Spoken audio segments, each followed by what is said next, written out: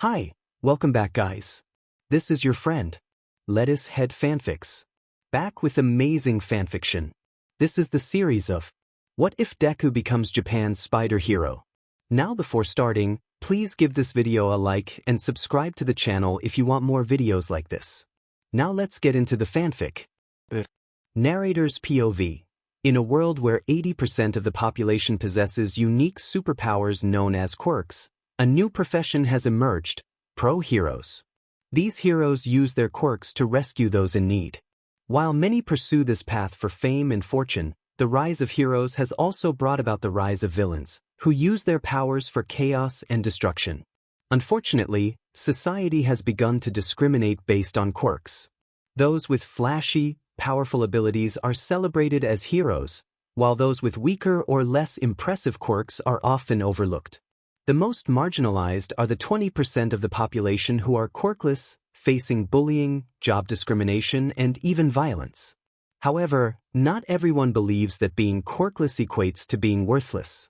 Izuku Midoriya, a boy with the heart of a true hero, dreams of saving people with a smile, just like his idol, All Might. Despite society's belief that a quirk is necessary to be a hero, Izuku remains determined to work hard and prove them wrong. Izuku's POV. I have always dreamed of being a hero who can save people with a smile, just like All Might. But my reality is different. I'm sorry, ma'am, but your son is quirkless. I'm sorry, Izuku. I wish things were different. You worthless doe, you can't become a hero. Give up on your dreams, you quirkless freak. These were the words I often heard from those I thought were friends. But deep down, I longed to hear something different. Then one day I met them. You know you can become a hero. A true hero is recognized not by their quirk or flashy costume, but by their actions to save others. And we know you can become a hero because you are our hero. Those words changed everything for me. Flashback. Izuku's POV. I was sitting under a tree, writing about a new hero's quirk, something bird-related. Suddenly, I heard a small explosion. Rushing toward the sound, I saw my childhood friend Katsuki and his friends about to confront two girls. Before I could think, my body moved on its own, and I found myself running toward them. Stop it, Katsuki. Why are you attacking them? I stuttered. Shut up, Dad. These girls are weak, and they dare to enter my territory, he yelled. This park is for everyone, and anyone can play here, I replied, positioning myself protectively in front of the girls. Acting like a hero, huh? You think you can beat me? He taunted. I'm not looking for a fight, I just want to stop you from hurting them. If you don't stop, then I will, I said, my voice trembling. What did you say, you shitty D? You think you can stop me? He shouted, anger flashing in his eyes. With a smirk, he added, okay then, I'll fulfill your wish of getting smashed. Sparks flew from his palms as he prepared to attack. Before I knew it, he and his friends charged at me, and I was overwhelmed. The girls, witnessing the scene, wanted to help but were too frightened and injured to intervene. The beating lasted for what felt like an eternity, and when it was over, I was left battered and alone. As I lay there, the two girls approached cautiously. One of them, a tall girl with black hair tied in a spiky ponytail, asked, "Are you okay?" The other girl, shorter with purple hair and earphone jacks, hid behind her, her cheeks flushed. I was so captivated by their presence that I barely registered their concern. Hello, are you okay? I was a little startled but regained my composure and smiled at them. Yeah, I'm fine, thanks for your concern. The tall girl's cheeks turned a little red. Maybe it was just a bit cold, I thought. Suddenly, the skin of her hands began to glow, and a bandage appeared. You are not fine, you have bruises and cuts on your body. Let us help. After they patched me up, the short girl asked, Hey, what's your name? Izuku Midoriya. You can call me Midoriya or Izuku, I replied with my million-watt smile. Thanks, Midoriya, for saving us from those bullies, and sorry for not helping you. My legs were weak and couldn't move, the tall girl said. No problem. You thought to save me, that's more than enough. Besides, what's your name? I asked. I'm Momo Yaoyorozu, you can call me Yaoyorozu or Yamamo, she replied. Hi, I am Keikyoka Gyre. You can call me Gyru. Nice to meet you, the short girl said. Nice to meet you, Yaoyorozu and Gyru. Nice to meet you too, they both said in unison. Why was Kaken beating you? I asked, concerned about why he would do that. He was beating us because we have weak quirks, Yaoyorozu said, tears welling in her eyes. He said that we can't become heroes with quirks like ours, Gyru added, also on the verge of tears. Again, my body moved on its own, and I tried to hug both of them with my small arms. Hey, don't cry. It doesn't matter what quirks you have. If you want to save people, then you can become heroes, I reassured them. Suddenly, I heard a little sob and broke the hug. They were both crying softly. Thank you very much, Midoriya, Gyru said through her sniffles. Then they both tackled me in a hug, but I managed to stay upright. After a few minutes, they broke the hug and asked, by the way, what's your quirk? I frowned at this question. Yeah, I'm okay, but the thing is, I'm quirkless. I thought they would laugh at me, but what they said next shocked me. So what? They both asked in unison. I was caught off guard by their response. You don't think I'm a useless Deku who is just a hero nerd wanting to become a hero without a quirk? I asked, feeling a bit sad. Nope, I don't think you are useless. I think you are more capable of being a hero than any of us, Yaoyorozu said. I was taken aback by their words. I had only known them for a few minutes, and they believed I could be a hero. I was so busy processing what they said that I didn't notice I was crying. Suddenly, they both hugged me again, bringing me back to reality. Hey, you told us not to cry, and now you are crying, Gyru said. We chuckled a little at this. I broke the hug and looked at them. I appreciate your kindness, but I can't become a hero without a quirk. I'm useless. I couldn't finish my sentence before they interrupted. Stop looking down on yourself, Midoriya. You know you can become a hero. A true hero is not recognized by a quirk or a flashy costume. A true hero is recognized by their actions to save people. We know you can become a hero because you are our hero. These were the words I had longed to hear but had never been told, even by my mom. Yet these girls, whom I barely knew, said them to me. I was so happy that I started crying tears of joy. Thank you, girls. This means a lot to me. Thank you so much, I said, still sniffling. Don't cry, Midoriya. We spoke the truth, and we know that you can become a hero because you are our hero, they said, hugging me once more. From that day, I had two friends who believed I could be a hero, and I didn't want to disappoint them. It's been 4 years since I started training after I was told that I could become a hero. Nobody had ever told me that before, but once they did, I began training as hard as I could. I researched different types of martial arts and started learning them. I even studied hard and analyzed quirks, diving into fields like quantum physics, human biology, and psychology.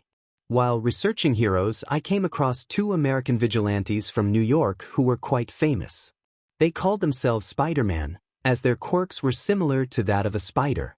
In that case, the teenage Spider-Man stopped the Roxxon company, which was producing an energy source called Nuform. While it was deemed effective, it was also harmful, as proven by Rick Mason in his video before he died due to Simon Krieger, the head of research at Roxxon. After discovering that video, the teenage Spider-Man learned that the leader of the underground, known as Tinkerer, was actually Rick Mason's sister, Finn Mason. During a fight between Spider-Man and Tinkerer, Spider-Man released a surge of electricity, causing the Nuform to malfunction and resulting in a massive explosion that destroyed the bridge where they were battling. Later, at Roxxon Plaza, Spider-Man used that same electricity to prevent Nuform from exploding again. As a result, Simon Krieger, along with Rhino and Tinkerer, was arrested.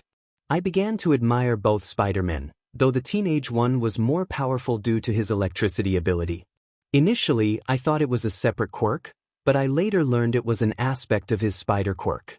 Today, while studying their support gear called web shooters, I received a text from Momo. After that incident, we all became best friends, helping each other with studies and playing together. Surprisingly, both Spider-Men transferred to my school, although they were in different classes. This meant that whenever Kaken came to bully me or any other student, they defended us.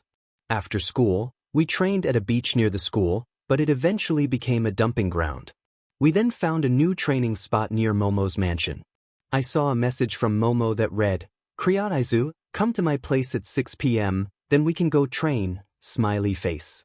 "I am here, laughing face." Smiley face. I glanced at the clock, which read 4. I have some time, I should finish my homework before it's time, I thought and began working. Suddenly, my phone rang.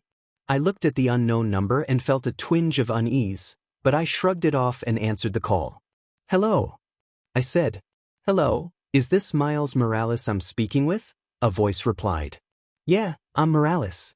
How can I help you?" "Hello, Mr. Morales. Pleasure to talk to you. Don't call me Mr. Morales, that's what people used to call my dad. Miles is fine." "Okay, Miles. I'm Principal Nizu from UA High in Japan."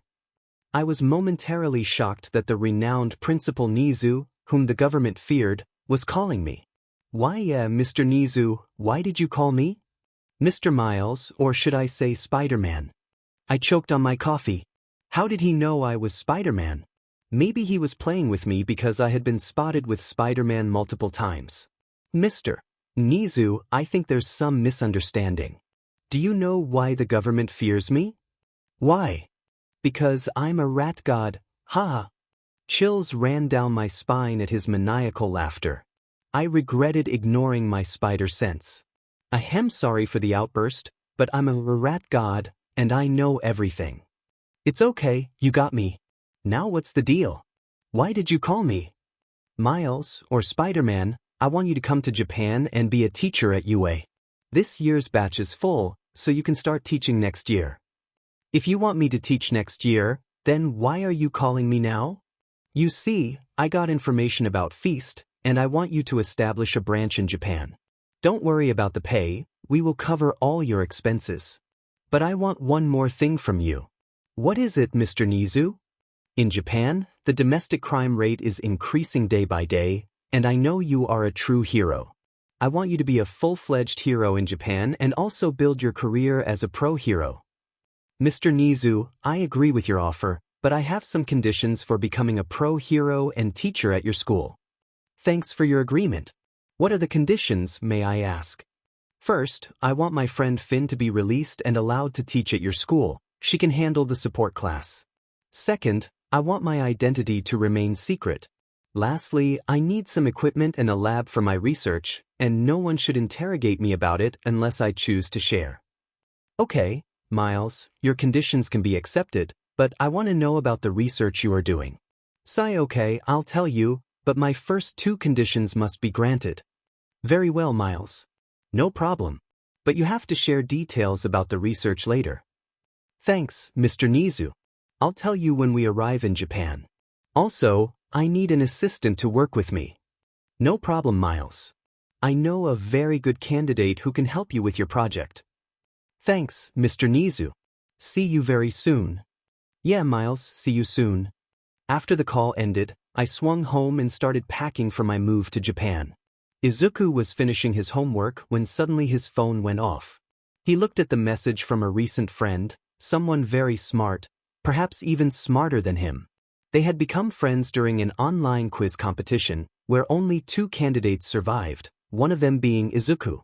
They discussed various topics, both unaware of each other's real identities. Through some research, Izuku discovered that his friend was Nizu, the principal of UA High, one of Japan's prestigious hero schools. "Hello, my friend, can you do me a favor?" Nizu messaged. "Yeah, what is it?" Izuku replied. "There's my friend, Miles Morales, who needs an assistant for a project. Can you help him?" "Yeah, definitely." "Good, with this, I will also meet someone capable of surpassing me." "Ah, good. I'll talk to you later, I need to go train." "See you later." As Izuku finished texting Nizu, he realized it was time to train. He wrapped up his remaining homework and got ready. As he headed to Momo's house, he remembered he had forgotten his book. After retrieving it, he set off to meet his friends for training. Meanwhile, Miles was swinging towards home when he noticed some muggers robbing an ATM. As he got closer, he recognized the weapons they were using. Those were associated with the underground. One of the muggers spotted him and fired a shot. causing the others to take cover behind the ATM machines. Miles barely dodged the blast and quickly webbed one of the muggers' faces. Suddenly, his spider sense tingled, alerting him to an incoming punch from another mugger wielding a gauntlet. He dodged just in time, but another fist connected with his jaw, sending him flying near a shop. Shaking off the pain, Miles noticed the robbers escaping in a van, with the police in pursuit. He landed on the roof of the van and punched down, denting it. One of the muggers tried to shoot him, but he flipped to the side to avoid the bullet. Another attempted to punch him, but Miles dodged thanks to his spider sense. He pulled the mugger out of the van with his webs and secured him near a lamppost for the police to apprehend. As the other muggers tried to attack, Miles evaded each one, pulling two more out of the van and tossing them toward the cops. Finally, he yanked the driver out and webbed him to a nearby truck. The van swerved out of control, and Miles jumped behind it, webbing it to stop it completely. Just then, his spider sense went off again, and he barely dodged an attacker who charged at him. It was none other than Silver Sable, who had been hired by the mayor, Norman Osborn. "Hey, Sable, long time no see," Miles greeted cheerfully. "My name is Sable, not Saber," she replied, slightly irritated by his mispronunciation. Yeah, whatever. By the way, why are you always following me? Want to go for a date?" Miles teased. "I'll never date a bug like you," she said, a hint of blush creeping onto her cheeks. "Then why are you blushing, huh? And don't call me a bug, it hurts," Miles said, pretending to cry. Comically. "Don't talk like that, and I'm already dating someone," she replied, clearly annoyed. "Ah, really? Who's the unlucky guy?" he asked, provoking her further. In a fit of frustration, she tried to attack him, but he webbed her sneakily while they were talking. "Don't let your guard down, Sable, or you'll get caught off guard. Anyway, I need to go. See ya." With that, Miles swung off to start packing for Japan. Back with Izuku, he was on his way to Momo's house when someone called out to him from behind. "Deku." He sighed, knowing only one person called him that. "Hey, Kaken H, how are you?" he stuttered, nervous about why Katsuki had called him. "Listen, Deku, no matter how much you train, I'll always be the best. You got that?" Katsuki yelled, causing Izuku to sweat nervously. "I Kano, Kaken. Why you are better than me," Izuku replied, still intimidated by his friend. "Yeah, and don't even try to enro dash." He couldn't finish his sentence because Izuku ran away, late and anxious. He was more scared of the girls than Kaken because if he arrived late, they would not forgive him. As he ran, he reached the gate of Momo's mansion. He headed towards the door and pressed the bell.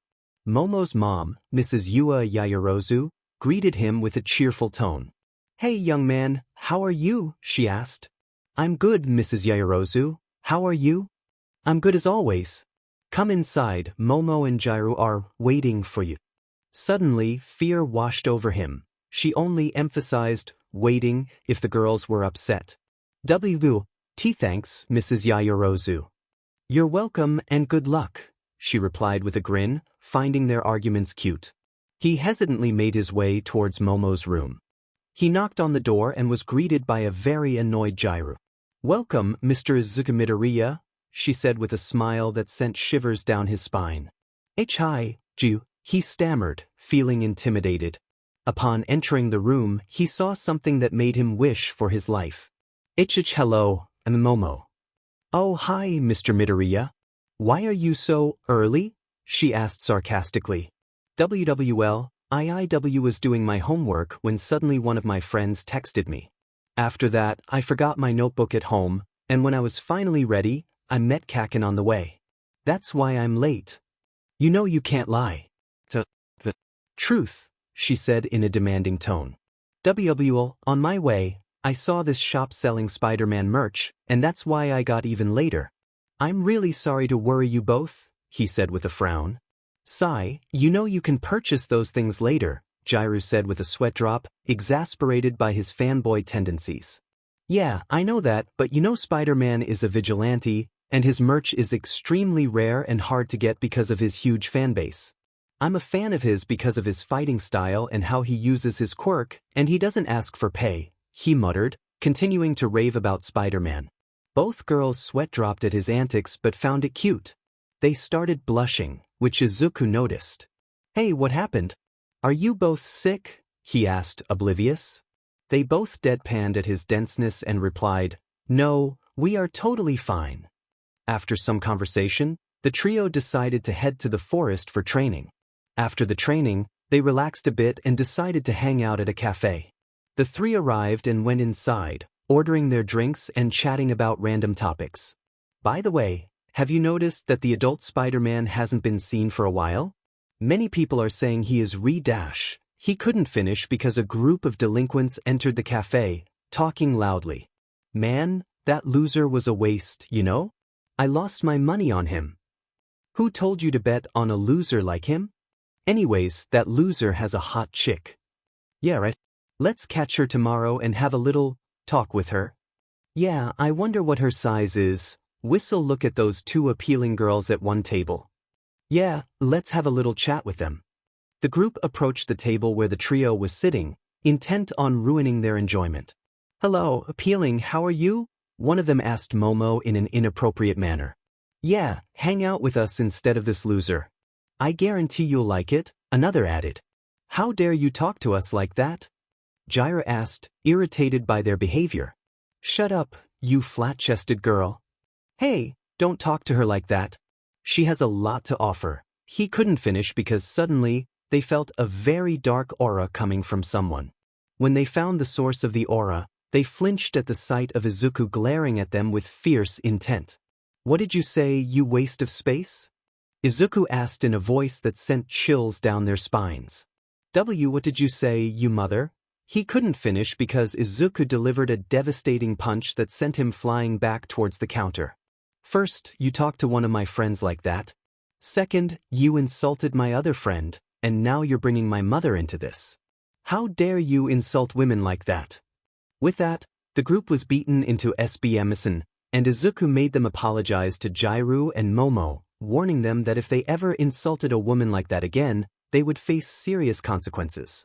After the group left, Izuku noticed Jairu was crying. He approached her and hugged her gently. "Hey, why are you crying?" he asked in a reassuring tone. "Izuku, do you think that I'm not appealing like what he said?" she asked, feeling a little sad. "No," he replied simply, smiling. "You are one of the most appealing girls I've ever met. Every girl is appealing in their own way. You are appealing because of your cute earphone jacks, your happy face, and your bright smile. Don't be sad about some nobody's comment. You are an angel in my eyes." She continued to cry, not because of their comments, but because of how much her friend believed in her beauty. After comforting her, Izuku suddenly felt a light bonk on his head. "Ow, what was that for?" he asked, looking at both girls, still a bit teary-eyed. "Mister, who told you to curse in front of us?" Momo asked, annoyed that he had used such language. "I'm sorry, but if someone insults my friends, I can't just stand by," he said, realizing how it sounded. He began to panic, bowing rapidly and apologizing profusely. I didn't mean it that way. I'm sorry." "It's okay, don't worry, we know you don't mean anything wrong," both of them replied while blushing and parted ways to head home. Miles POV. After a long time of swinging, I arrived at my apartment and went up to the roof to change my costume. Rio doesn't know about my identity as Spider-Man. I entered my apartment to see Gank on the couch watching TV while my mom was in the kitchen. "Hey Ma, I'm back." "Hey, Gank, what's up?" "I'm good, man. How's your—" He couldn't finish his sentence because I stopped him. "Don't scream about that." "Miles, you're back." "Great, now set the table while I'm preparing to serve," Rio said, heading back to the kitchen. "Hey, Gank, I want to tell you something," I said to both of them. "Yeah, sure, go ahead." "I'm going to Japan tomorrow," I said, a little hesitantly. "What? Why?" they both asked, a bit shocked. "Actually, it's regarding Pete's condition." "Oh, okay then you can go." "Thanks, Ma." "Hey, what about me?" Gank asked, a little annoyed. "Well, you're going to stay here and manage the work at Feast. Also, I'm going to open another branch of Feast in Japan. It would be good because of how people are discriminated against there regarding quirks." "That's a good idea, Miles." Rio replied cheerfully. Yeah, thanks. By the way, see you later, I need to pack for tomorrow's trip. Okay, sweetie, good night. Yeah, buddy, good night, they both said as I left to pack. I was a little worried about what happened earlier that evening. Flashback 3 hours ago. I was swinging around the city when suddenly I got a phone call from MJ. I wonder why she's calling me now, hope it's not about that, I thought and picked up the phone.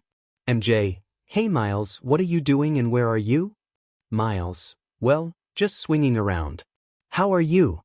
MJ, I'm good, but I need to tell you something important. Actually, I need a favor. Miles, yeah, sure, anything for my big sis. Suddenly, she started sobbing. Miles, hey, are you alright? What happened? Is it about that? MJ, while sobbing, no Miles, I'm not alright. His condition is getting worse, and the doctor said there is only one last hope. Miles, hey, don't cry. I'll do anything to save him, please don't be sad. I replied, trying hard not to cry. And what's the last hope the doctors are talking about? MJ, sobbing. Doctors said that his condition is getting worse day by day, and they told me to shift him to Japan because there is some hero who can try to heal him. Miles, you are talking about that recovery girl, right? MJ, yeah, but the problem is I can't go with him because I have to do some important work here, and also Peter's work, or he will be fired. Miles, yeah, I understand. Don't worry about it. Today, I got a job offer as a teacher at UA from Mr. Nizu, and he told me to move to Japan. So with that, I can also help Peter with his condition. MJ, thank you so much, Miles. I don't know what will happen if you weren't there. Miles, hey, don't say that. You and Pete were the only people, after Gank, Mom, and Finn, who accepted me even though I was quirkless. Also, Pete is the reason why I'm alive. MJ, yeah, thanks, Miles. I really appreciate your kindness. Miles, don't mention it. I will do everything in my power to save him. After all, it's my responsibility. Both, with great power comes great responsibility. Narrator's POV. Peter saw All Might, the symbol of peace, in front of him, giving his famous smile. Don't worry, young hero, you are Wait, you are Spider-Man, right? He asked Spider-Man in his booming voice. Why yes, sir, I am Spider-Man. Nice to meet you. He nearly revealed his identity in nervousness, but thanks to Carnage, he stopped himself. So, young Spider, what are you doing here? Are you also here for him? All Might said, pointing behind him. Who, sir?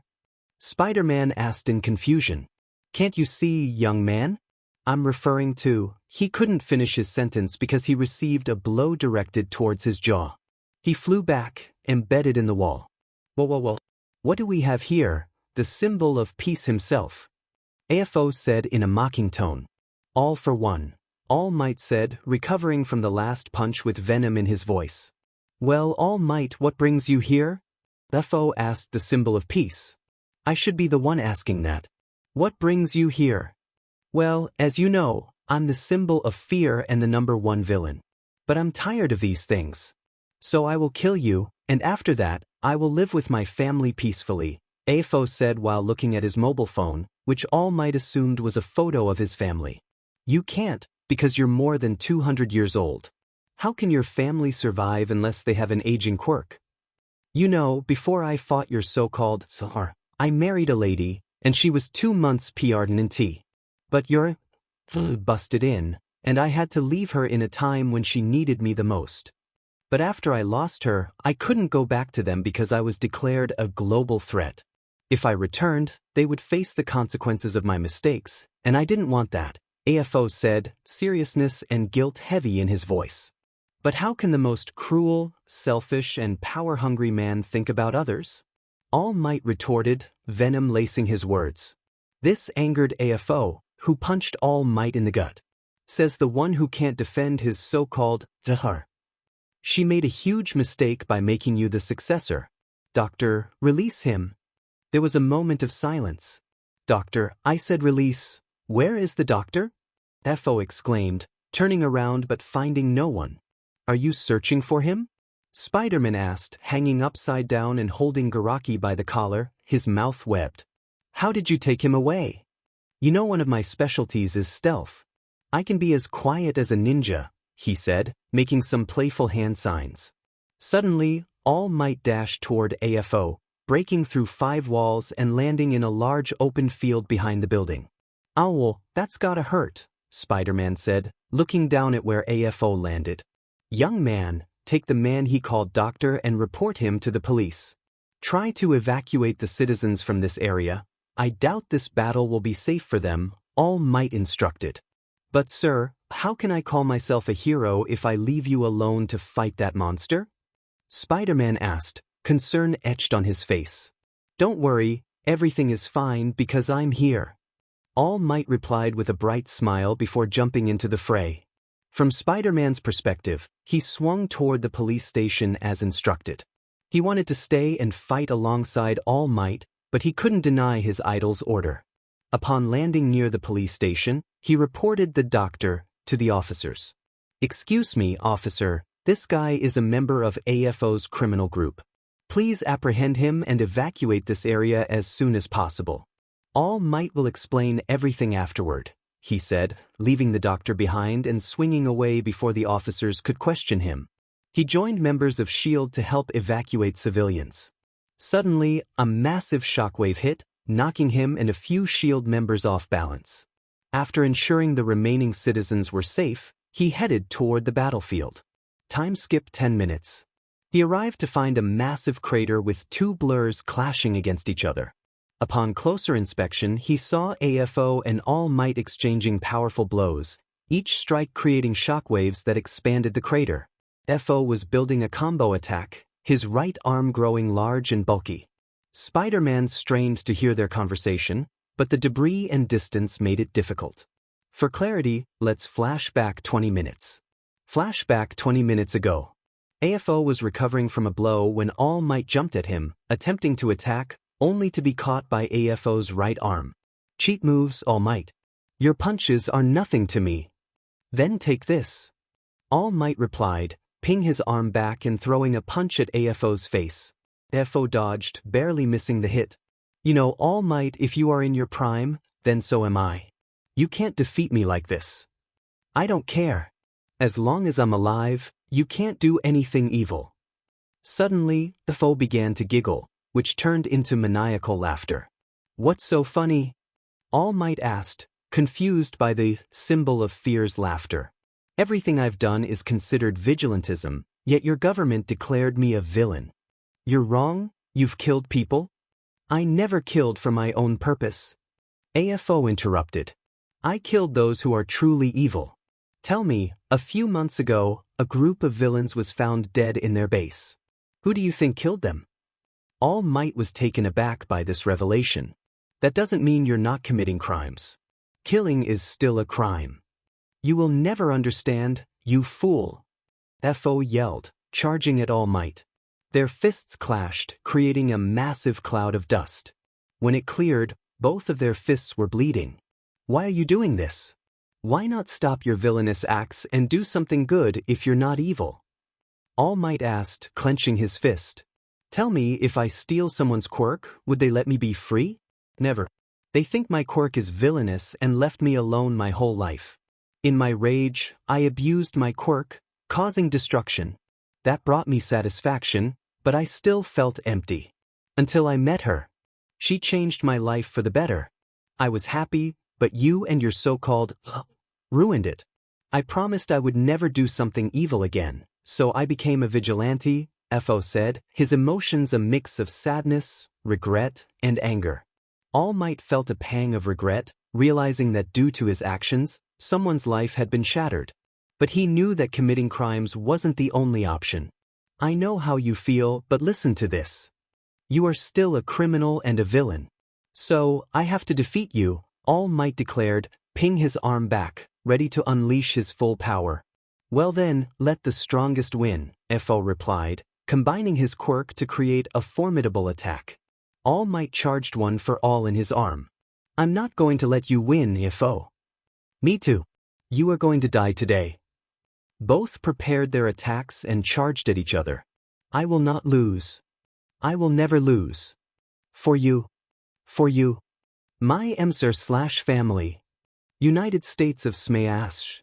For family. Their fists collided, creating an immense shockwave and a cloud of dust. As the dust settled, they both looked at each other, shocked by what they saw. There lay someone covered in slime, his face partially visible. Spider-Man. All Might was taken aback. Young Spider was there, a hole in his chest, barely conscious. He approached him, noting the severity of his injuries, fractured hands and a swollen face. Young Spider, why did you try to stop our attack? Behind you. All Might. All Might turned to see a teenage boy lying unconscious nearby. He somehow managed to enter this ground. I don't know why, but I saw him lying there. I tried to reach for him, but he was too far. If your attacks had collided, it would have created a massive shockwave. If I hadn't managed to stop the pressure, it could have killed him, young Spider explained, struggling to speak through his pain. Thank you for stopping our attack. I couldn't forgive myself if an innocent life was lost in our crossfire. It's okay. After all, with great power comes great responsibility, young Spider replied, a faint smile breaking through his pain. Suddenly his minor wounds began to regenerate. Young Spider, how are you regenerating? Is it your quirk or something else? It isn't a quirk. Actually, I have a friend helping me regenerate. All Might watched in confusion as the slime from young Spider's shoulder took shape and formed a face. Hello, piece of symbol. Name's Carnage, the slime introduced. Nice to meet you, young Carnage, but I'm the symbol of peace, not piece of symbol, All Might replied, slightly annoyed by the misnomer. Whatever. Now cut the chatter and take this human to the hospital. He's already unconscious. All Might looked down at young Spider, who was indeed unconscious. Remembering his fight with AFO, he checked the surroundings, but AFO was gone. He shrugged it off for now, picked up young Spider, and leaped toward the nearest hospital. Miles was heading to the hospital to pick up Pete for their flight to Mizudafu, Japan. Upon arrival, he heard yelling. Stop this. I'm fine. I don't need meds, don't touch my bag. But sir, we have to clean your room. Plus, you are being discharged today. Then ask me to move it. Miles sighed, recognizing Pete's familiar antics. Oh hey Miles, long time no see. Yeah, long time no see. Miles couldn't help but sweat drop at Pete's sudden change in demeanor. By the way, where are we going today? Is it a new hospital? Pete asked, irritation evident in his voice. No and yes. We're going to Japan for treatment from a hero named Recovery Girl. Really? Why didn't you tell me earlier? I'm so excited to meet Mr. Tashinori. Ahem, I mean, let's go. Miles chuckled at Pete's enthusiasm. They arrived at the airport, collected their luggage, and checked in. While waiting, Pete got into a playful argument with a child crying loudly, which also irritated Carnage. After apologizing profusely to the child's parent and offering chocolates, they boarded the flight and began their journey to Japan. A few days later in Mizudafu, Izuku reflected on the events of the past days. He had met Principal Nizu for the first time, and though Momo had transferred to another city due to her parents' business, they kept in touch. He also met Mr. Morales, a kind person and the current manager of FAST, who had asked for his assistance in research. Today was the day he was to visit UA as instructed by Mr. Morales. As I was passing by a playground, something caught my eye. A group of delinquents was bullying some teenagers. At first, I thought they were just playing, but then one of them punched a guy with purple hair, who looked like he hadn't slept in days. He reminded me of someone who had fallen on hard times. I continued on my way to the canteen to get my coffee, trying to ignore the commotion. Suddenly, I heard a commotion behind me. The delinquent punched the purple-haired guy again, then targeted another kid with similarly colored hair. They also grabbed a girl with gray hair who looked just as worn out. One of the delinquents reached out inappropriately, but I couldn't stand by any longer. With all my might, I punched the guy who tried to grope her. "Who the hell are you?" he stammered, fear creeping into his voice. "You're that guy from the cafe, aren't you?" I was confused. "What? I don't remember someone like you." My glare silenced them. "You're the ones who tried to mess with my friends." Looks like you didn't learn your lesson. Shut up. You think you can fight all of us? We're more than last time, he retorted, and I noticed there were indeed 20 of them. Well, I don't care how many of you there are. Even without a quirk, I can still take you on. You think you can beat us, you quirkless? Before he could finish, I landed a solid punch to his jaw. You know what? Everyone deserves a chance. Run away before things get worse for you. To my surprise, they took my words seriously and fled. Man, how can someone run so fast? I muttered, watching them go. Hey, thanks for saving us back there. We're really grateful, the purple-haired guy said. Don't worry, I'm here to help, I replied with a smile. They giggled, and the girl spoke up, her voice trembling. Thank you for defending us. I don't know what would have happened if you hadn't stepped in. Hey, don't cry. That's what heroes do, I said, trying to comfort her. By the way, what's your name? The purple-haired boy asked. I'm Izuku Midoriya, but my friends call me Deku, I replied. Why Deku? Doesn't that mean useless? The girl asked. Nope. My friends help me see that it means you can do it. That's why I chose it as my hero name, I said, smiling at the thought of my friends. And what are your names? I asked them. I'm Hitoshi Shinso, the purple-haired boy said. I'm Reiko Yanagi, the girl added. Name's Minu Mineta, the other boy chimed in. I know this might sound weird, but what's your quirk? I asked shyly. Mine is brainwash. If someone responds to me, I can make them obey my commands, but I can't make them act on their own, Shinso explained. That's a cool quirk, Shinso. With that, you could definitely become a hero, I said, excitedly. Shinso looked surprised. Ever since his quirk manifested, everyone except his parents had told him it was villainous. Why you think so? He asked. Absolutely. With a quirk like that, you could control villains and be incredibly useful in tough situations, I said, my enthusiasm spilling over as I imagined the possibilities. Mineta interrupted, calling my name. Geez, you really are a nerd, huh? Yeah, sorry about that. Anyway, what are your quirks? I asked, turning to Yanagi and Mineta. Mine is pop-off. My ball-shaped hair can stick to any surface, but if I pull too much, I start to bleed, Mineta explained. That's cool. If you train enough, you could use them to trap enemies. Can they stick to you? I asked. Nope, I can actually bounce on them, he replied. That's even more awesome. You could use them to jump and travel fast, or even create a chain as a weapon, I said, impressed with their abilities. Dude, I never thought about that, you know. You are really a genius, Mineta stated with sparkling eyes. Why thanks. And what's your quirk, Yanagi? I asked her. Well, my quirk name is Poltergeist. With that, I can telekinetically move objects, but not more than the weight of an average human. That's cool. My mom also has a quirk similar to yours.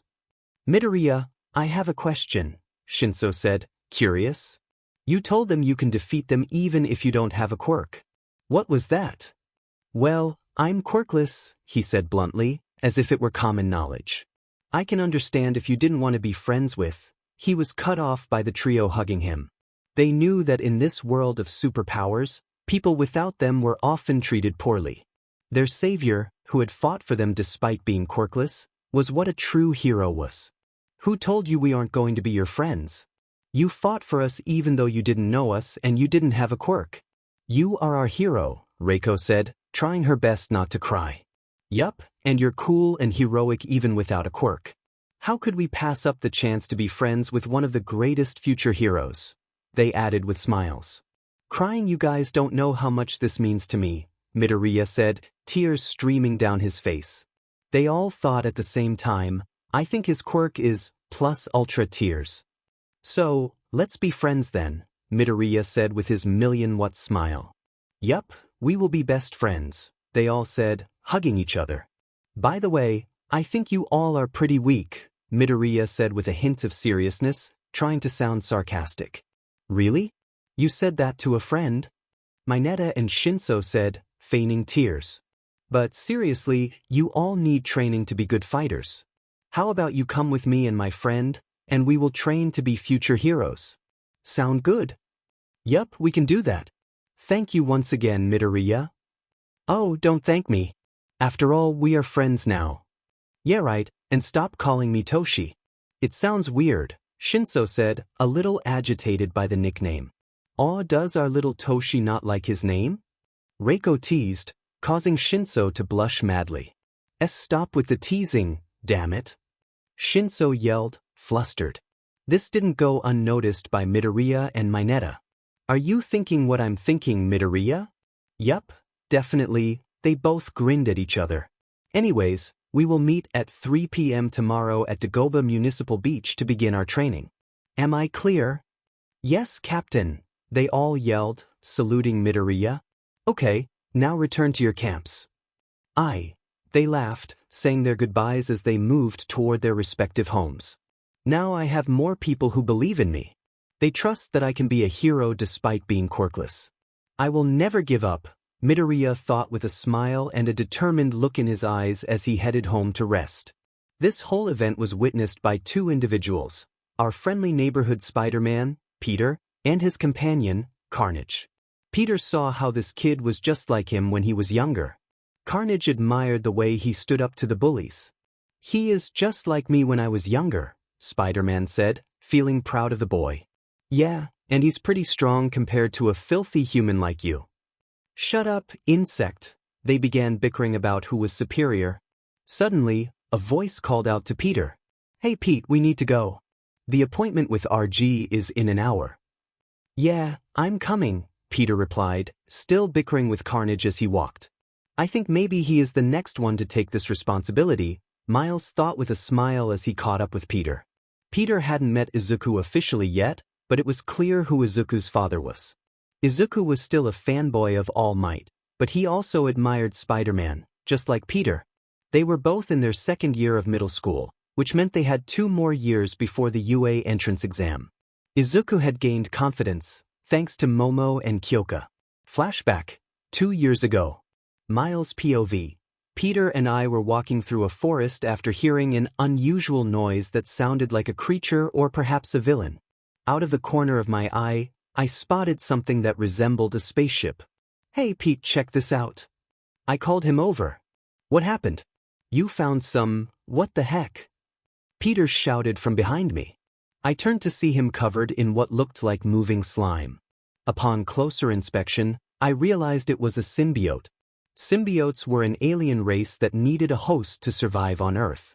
The first symbiotes were noticed during the pre-Quirk era, brought to Earth by Dr. Carlton Drake, the founder of the Life Foundation. He aimed to merge humans with symbiotes to evolve the human race, but his experiments led to chaos and many innocent lives lost, as a symbiote could only bond with a human with specific DNA. One of those humans was Eddie Brock, an investigative journalist who lost his job after interviewing Carlton. Eventually, Eddie merged with a symbiote named Venom, stopping Carlton from bringing more symbiotes to Earth and arresting him. After that, no one knew what happened to the symbiote or Eddie. Peter was now covered in a red symbiote, which was quite intimidating. I tried to separate him from it, but it was too late. The symbiote had taken control. I felt a surge of fear as its eyes seemed to glare into my soul. Suddenly, it shot a tendril at me. I barely managed to dodge, still trying to think of a way to save Peter. It lunged again and I dodged once more. Leave Pete's body, you symbiote! I yelled. Well, I'm glad you know me, kid. Most people just call me insect or living slime. I'm impressed, it replied in a deep, menacing tone. Why are you here anyway? After the Venom incident, there shouldn't be any symbiotes left on Earth, I said. To answer your question, I was brought here by some crazy people. Fun fact, Venom is my father, the symbiote replied. By the way, it's quite rude not to introduce yourself before attacking someone. Oh, you are interesting, kid. Name's Carnage, it said. Suddenly, it began attacking me again, forming an axe with its arm. I dodged every attack, but it managed to land a punch that sent me flying into a tree. I got back up to fight, but I noticed it started absorbing back into Peter's body, and soon it was gone, leaving Peter behind. Hey Pete, are you okay? I asked, concerned. Yeah, but I should be asking you the same thing. I'm fine.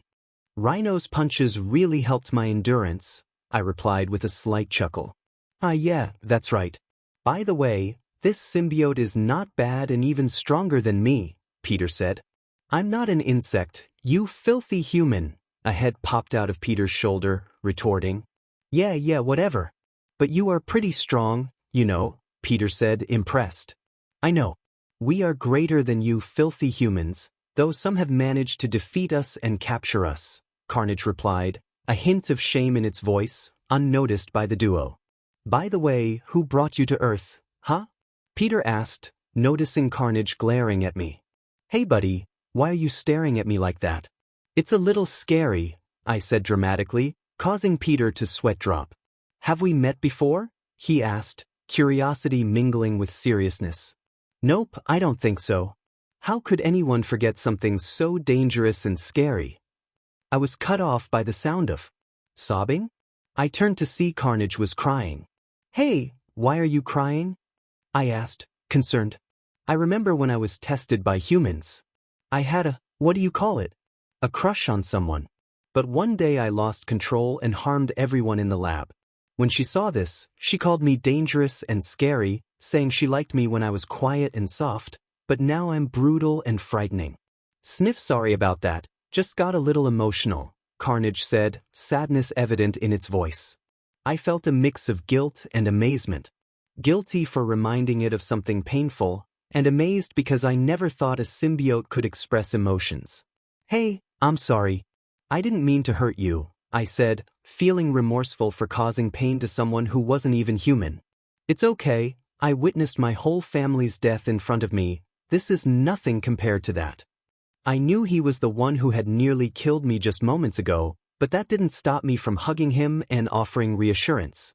Hey, Savage, don't worry about that. You know, I also saw my uncle get killed in front of me. But after that, I gained a family and a brother like Miles.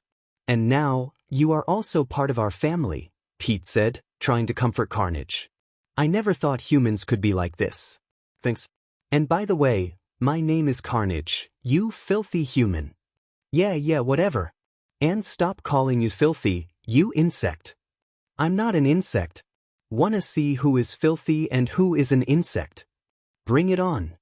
They both started arguing about who was stronger. Before it escalated, I intervened. Stop it, you guys. What kind of family fights like this? Our kind of family, right, Savage? Yeah, filthy human, they both replied, bursting into laughter. I joined in, feeling a sense of warmth. That day, we welcomed a new family member. Time skip. 1 year later, Eri playing with Carnage and Baby Toxin. Peter's POV. I was patrolling the city while Miles worked on his project about a new hero in New York. He was tall, around 7 feet. His name was something like Tall Might? Small Might? Dull Might? Something like that. He was the #1 hero in Japan and the symbol of peace. Initially, I thought he was just another fake, but he truly embodied that title with his selflessness and pure heart. Plus, he had a great sense of humor, which I appreciated. As I swung through the city, I received a call from Yuri Watanabe, the captain of the New York Police and secretary of the New York Hero Association. I landed on a building to take the call. Hey Yuri, how are you? How's your date? First of all, I'm good. Secondly, why are you always asking about my dating life when you know I'm single? She replied, her voice rising at the end. You know your angry voice and face are pretty cute. If I were single, I might consider dating you. Shut up, you idiot, she said, a hint of blush in her voice. I chuckled. Sorry. By the way, why did you call me? I called because there's a group of villains in Harlem that may be connected to the Lord of Underworld, All for One. We want you to sneak into their base and find evidence, she said, her tone serious. Don't worry, Yuri. I'll find enough evidence to put him behind bars, I replied with determination. Okay, you should also inform Miles about this. No problem. I need to get to work now. See you. I hung up and continued my patrol. As I passed an abandoned building, something stirred on my shoulder. Filthy human, I'm sensing a powerful presence from that building. We should check it out, Savage said seriously. Yeah, I have a feeling this is related to what Yuri mentioned. What was his name? Oh right, All for One, I replied, matching his serious tone. That's All for One, not all for num. Filthy human. Yeah, whatever. The important thing is he will be a great threat to us. Hurry up. Look, something is shining in there. Savage pointed toward the building. I followed his gaze and noticed a green light coming from one of the windows. I swung closer to investigate. To my surprise, the building was more developed than I expected. I had heard it was abandoned just before the windows were fixed. As I approached the light, I saw a figure, a doctor or scientist, circling a large glass container that could fit me and Savage. Inside the container was a creature that resembled a giant bird with its brain exposed. Hello, Dr. Garaki. The subject is ready, I think, a chilling voice echoed. I turned to see a man whose aura was as intimidating as Mr. Negative's. The aura made me flinch. I didn't know who he was, but I could tell he was dangerous. I was so absorbed in his presence that I didn't notice Savage seething with anger. Dude, are you okay? I asked, concerned about his rage. Angry, this is it, I'm killing him. Hey, relax. I know you're angry, but don't let it consume you. You know the consequences when you lose control. Yes, sorry.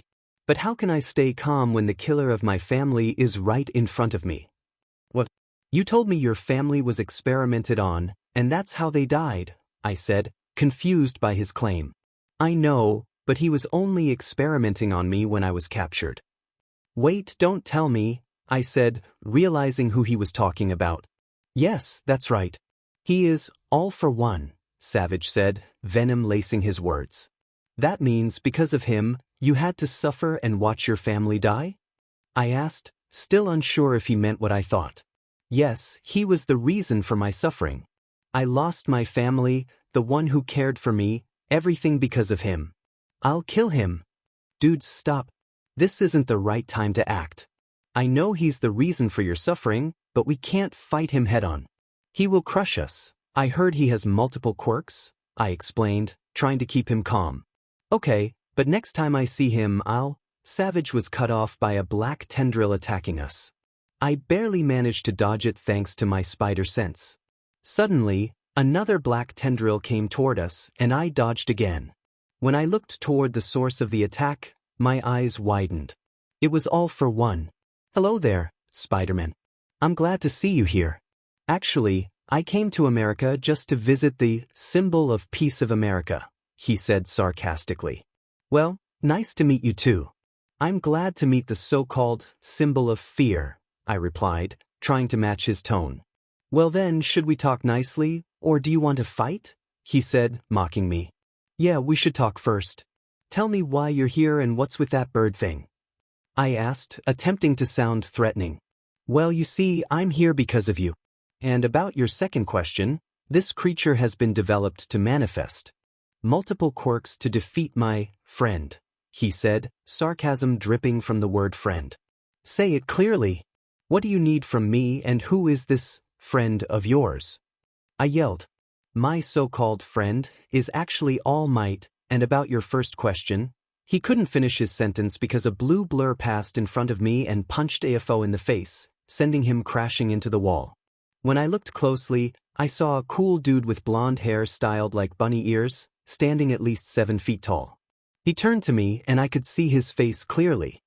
He had blue eyes and a smile plastered on his face. Fear not, young man, everything is fine. But because I'm here. With that declaration, it didn't take a scientist to recognize who it was. It was the symbol of peace, All Might. Peter's POV. I couldn't understand why Miles brought me to this intimidating figure. Who hits a guy on the head when he's suffering from both physical and mental injuries? You're probably wondering what happened to me. Long story short, when I tried to stop both All Might and AFO's punch, I got hit on the head and in the chest. Both injuries were severe, but the chest injury was the most dangerous. You might also be wondering why Savage can't heal me. That's what worries me most. Carnage told me that due to that punch, his healing factor was shattered, and he could only heal minor injuries. Because of this, I'm aging quickly, and maybe I can survive only. Stop breaking the wall and get back to RD. Geez. Anyway, This intimidating figure known as RG is trying to figure out a way to heal my injuries, but the look on her face says something else. Sonny, I'm sorry to say this, but I can't heal your chest injury. However, your brain injury has recovered, and you only need therapy. Why should I take therapy? I'm totally fine. I interrupted, but then Miles arrived. Why are you yelling so much, you retired so-called friendly neighborhood Spider-Man? Miles asked, clearly irritated. You see, I don't need therapy at all. I'm totally fine. See, I'm not even angry. Ow. What the heck is wrong with you? Miles' POV, I sweat dropped at his behavior. Sometimes he can be a real pain. Stop bickering with Carnage, Pete. You need therapy and that's final, I said seriously. And what will you do if I don't? He challenged. Hello MJ? Miles here. Pete is refusing to take therapy. Hello MJ. Don't worry, I'm taking the therapy, and Miles was joking about that, he said, snatching the phone from me. Pete, check the phone, I said, deadpan at his reaction. Why did you lie to me that it was MJ? He pouted. Hey, who was whining about not taking therapy? I replied. Fine, but I will not take therapy from that scary granny, Pete said, a hint of fear in his voice. Who the hell are you calling scary, you brat? RG exclaimed, her expression fierce. See what I was talking about, Pete replied teasingly, though still a bit scared. You brat. RG shouted in frustration. What did you say, you brat? Huh, it's time for the invincible trick ever. Run away. Pete yelled, taking off with RG chasing after him. I chuckled at their antics and reflected on Pete's past interactions with Aunt May. After her passing, he had been utterly devastated, but now he seemed to be overcoming that grief. I turned my attention to the lab Mr. Nizu had given me for my experiment. After what Pete had shared about these powers, I began researching to create another bioengineered spider. My main concern was, who will take on this responsibility? With great power comes great responsibility. I pondered who could bear this power, as my research indicated that only someone quirkless could handle it. Both Pete and I were quirkless, and when I tested the process on animals with quirks, their original abilities were destroyed, leading to severe consequences. I needed to find someone who could take on this legacy. My answer appeared when I saw my soon-to-be assistant fighting for others. That was the heroic spirit I needed. Speaking of which, Izuku approached me, looking a bit nervous. Hello, Mr. Morales, good to see you, he stammered, extending his hand for a handshake. I accepted it and said, Geez, cool down, kid. Why are you so nervous? It's not like that. I just can't believe I'm meeting Miles Morales, the manager of FEST, which was also visited by Spider-Man. I heard you're friends with him? Can I get an autograph? Izuku spoke quickly, and I could see his excitement. Chuckles, man, you're quite a fanboy, aren't ya? Why yeah, I mean he is my favorite hero besides All Might, so that's why I asked. Anyway, what's the research you need my help with? Well, I'm creating technology to give people animal-like quirks, like those of a spider or an ant, but it will only work on quirkless individuals. Are you gonna use me as a guinea pig? He interrupted, eyes wide. Geez, calm down. Yes and no, I replied, noticing his confusion. We'll discuss this in my lab. Thanks to you, people are staring at us. He glanced around and saw students and staff watching us. Time skip after the explanation of how he became Spider-Man and how this would work. And that's how this will work, I concluded. Izuku looked at me, still processing the information. But why me? I'm just a hero wannabe, he said, his tone sad. You know, when I was your age, I wanted to be a hero too, but I was quirkless. Then Pete and MJ came into my life and changed everything for the better. This power isn't just a quirk, it's a responsibility I'm giving you. Because with great power comes great responsibility, I said firmly. Oh, that's a lot. But wait, you mentioned developing quirks of other animals too. What about that? Good question. That was just my theory. If we can develop a spider quirk, maybe we can create others too. The idea came from an incident where Pete encountered a villain working on some kind of creature. He is FO, right? Izuku interjected. How did you know about him and his research? Best surprised. What do you expect from a friend of Nizu who is merely behind him in IQ? He said proudly.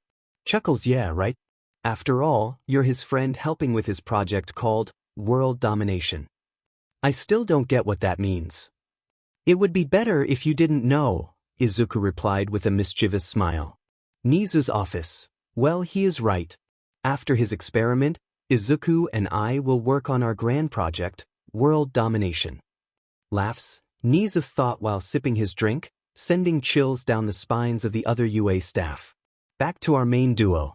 Anyways, this experiment will need some spider DNA, which are? So, where can we get those spiders? Izuku asked. Don't worry about that, I already have them, I grinned.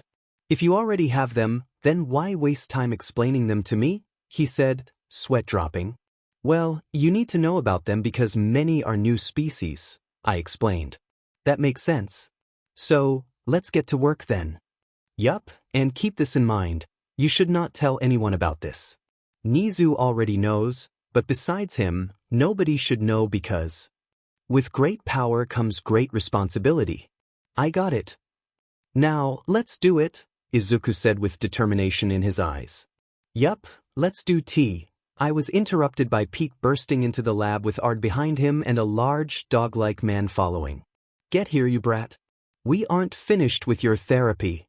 RG yelled, running after Pete. Leave him, Ard. We will continue tomorrow if he is not willing. The large man said. Thank you very much, Mad Dog. I'll be grateful to you. First thing, my name is Hound Dog. No problem, the man replied.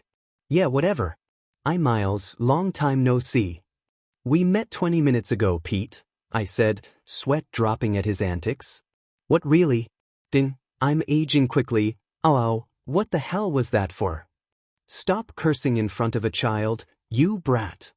RG said angrily. You know I'm not that young for you to call me brat.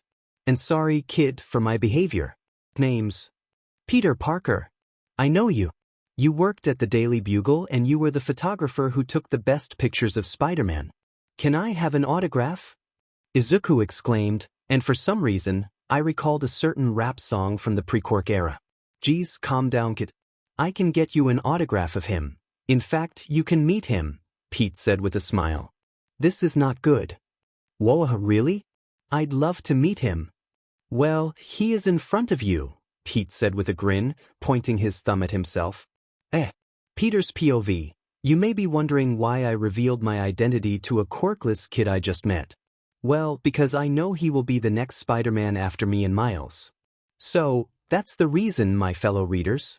I looked towards Izuku, and it seemed like he was about to pass out. How do you even manage to handle your work and keep your identity a secret? He asked in disbelief. Well, that's the case. With great power comes great responsibility, I said with a sigh. You know, something has been bugging me from the very beginning, Izuku said with a confused look. Yeah, sure, ask away. Both you and Miles always say, with great power comes great responsibility. I never heard about this phrase. Who said it? I was expecting this question because Miles had asked me the same thing when we met for the first time. I expected this. Actually, it was stated by my uncle, with whom I was living because my parents passed away when I was an infant. The day after I got my powers, I asked Uncle Ben what he would do if he got an awesome quirk. So he said, I will do what is right and take it as a responsibility because with great power comes great responsibility. I remembered the day I asked this to Uncle Ben. What was your uncle's quirk? He asked, his eyes sparkling with curiosity. Well, his quirk was author. With this quirk, he could summon characters from any comic or animation series. It was pretty similar to the quirk Ultra Authorism of Stan Lee, but a weaker version. I thought he would consider it a weak quirk. Whoa, that's one of the coolest quirks I ever heard of. I'd love to hear more about your uncle's quirk. He kept muttering about how my uncle could use his quirk. Wait a sec, from where did he get that notebook? I wondered. Hey, Izuku. Oh, I'm really sorry for my muttering, he apologized. Don't worry, I was just like you before I got my quirk. A nerdy science freak, I said with a chuckle. You are still a nerd, you filthy, nerdy human. This made a tick mark appear on my forehead. Shut up, slimy insect. What did you say, you filthy human? You heard that right, you insect. Shut up, filthy human. You wanna fight? Bring it on. Miles POV. They both continued bickering, and I looked towards Izuku, who was writing? First things first, I swore I didn't see him bring a notebook with him. Is this his quirk? Hey, Izuku, let's continue with the experiment. First, we need to mix the DNA with the soldier serum. So go to the support room and bring the serum, I instructed. Okay, but isn't it illegal to use soldier serum without permission? I thought he would ask this. I went to the table and brought a paper that was the permission to use the serum. Here, it's the permission I got from the Hero Association. He took it and analyzed it. All right, I'm bringing the serum. Izuku's POV. I was on a journey to become one of the greatest heroes. I was on my way towards the support room when I realized I was lost in the maze of UA. Seriously, where did they get funding for this huge school? As I wandered through the hall aimlessly, I didn't notice someone coming from the other side and bumped into him. I'm sorry for bumping into you, I said, slightly bowing. Just as I was about to continue, he tried to punch me. Thanks to my training, I dodged it at the last moment. What the hell do you think you are doing, you freak? He shouted. Hey man, I said sorry. Why are you so rude? I replied, a bit angry inside. What do you mean? Are you not from this school? Don't you know who I am? He asked, irritated. I don't keep track of people like you, I said with a friendly smile that clearly conveyed, leave if you don't want trouble. What did you say, you bast? He was cut off when someone else appeared. Calm down, pal, I'm not a ghost. It's just my quirk, said the newcomer, who looked like a character from a comic. And you, what do you think you were doing, Flash? The newcomer asked the rude guy. He bumped into me and didn't even apologize, Flash stammered. But I heard him apologize. So now tell the truth, the newcomer said seriously. Run. Flash yelled, and I understood why his name was Flash. Hey kid, are you okay? The newcomer asked. Yep, I'm totally fine. But you don't have to defend me, but thanks, I said, extending my hand for a handshake with a smile. I heard him mumble something like, must protect, but shrugged it off. Yeah, no problem. By the way, my name's Mirio Togata. Nice to meet you, Togata. I'm Izuku Midoriya, I said with a bow. You can call me Mirio. But why are you roaming here, and where's your uniform? He asked. Well, I'm not a student. I work here as an assistant for Mr. Miles Morales. I see. But why were you wandering? Searching for someone? Mirio inquired. I was looking for the support department, but I kind of got lost, I admitted, rubbing the back of my head in embarrassment. Don't worry, because I am here to save the day, he declared with a pose reminiscent of a superhero comic. I mean, I can lead you to the support department, he added with a toothy grin. Thank you very much, Mirio. I appreciate it, I said with a bow. Nah, it's fine. Let's G. He was cut off by a sudden interruption. Another ghost. Now there are two of them. I yelled, horrified again. Hey, you meanie, I'm not a ghost. Maybe Tamaki is, the girl said, who was flying and then landed gracefully. That's my quirk, duh, she added. Oh, I sometimes forget we live in a world of superpowers, I said, scratching the back of my head. They all gave me a look that clearly said, really? Well, introduce us to your new friend, Mirio, the girl said. Midoriya, this is Nijire Hato, and the guy behind her is Tamaki Amajiki, Mirio introduced them. I want to go home, Tamaki stuttered. Excuse him, Midoriya. He gets a little anxious around new people, Mirio explained apologetically. No problem. I was also like him when I was younger. Thanks to my friends, they helped me open up, I said proudly. Don't worry, Amajiki, I'm not a bad person. You can talk to me. Thanks, Midoriya. You're not like others, he said with a smile. Don't mention it. By the way, are you going somewhere? Nijire asked. Well, Midoriya here is working in our school with Mr. Miles. He was searching for the support department but got lost. Afterward, he encountered Flash, and you know how that went. So I stepped in to lead him to the support department, Mirio explained. So, let's go. We were interrupted by Mr. Aizawa. Mirio, come with me. Problem child, what are you doing here? Aizawa asked. I was searching for the support department, Mr. Aizawa. Nothing else, I replied. Mirio, follow me. Nijire and Tamaki, take him to the support department. And problem child, don't get caught in trouble again. I'll try my best, sir, I said, bowing. Okay then, Mirio, come with me, Aizawa instructed. Here we part ways, Midoriya. See you later, Mirio said. Yup, see you later, I replied, waving. Well then, Midoriya, follow us, Nijire said cheerfully. They started walking and I followed. Hey, what are your quirks, Hado and Amajiki? I asked, curious. Mine is Surge, which can turn my vitality into energy that I can release as an energy blast, Nijire explained, creating a small energy ball.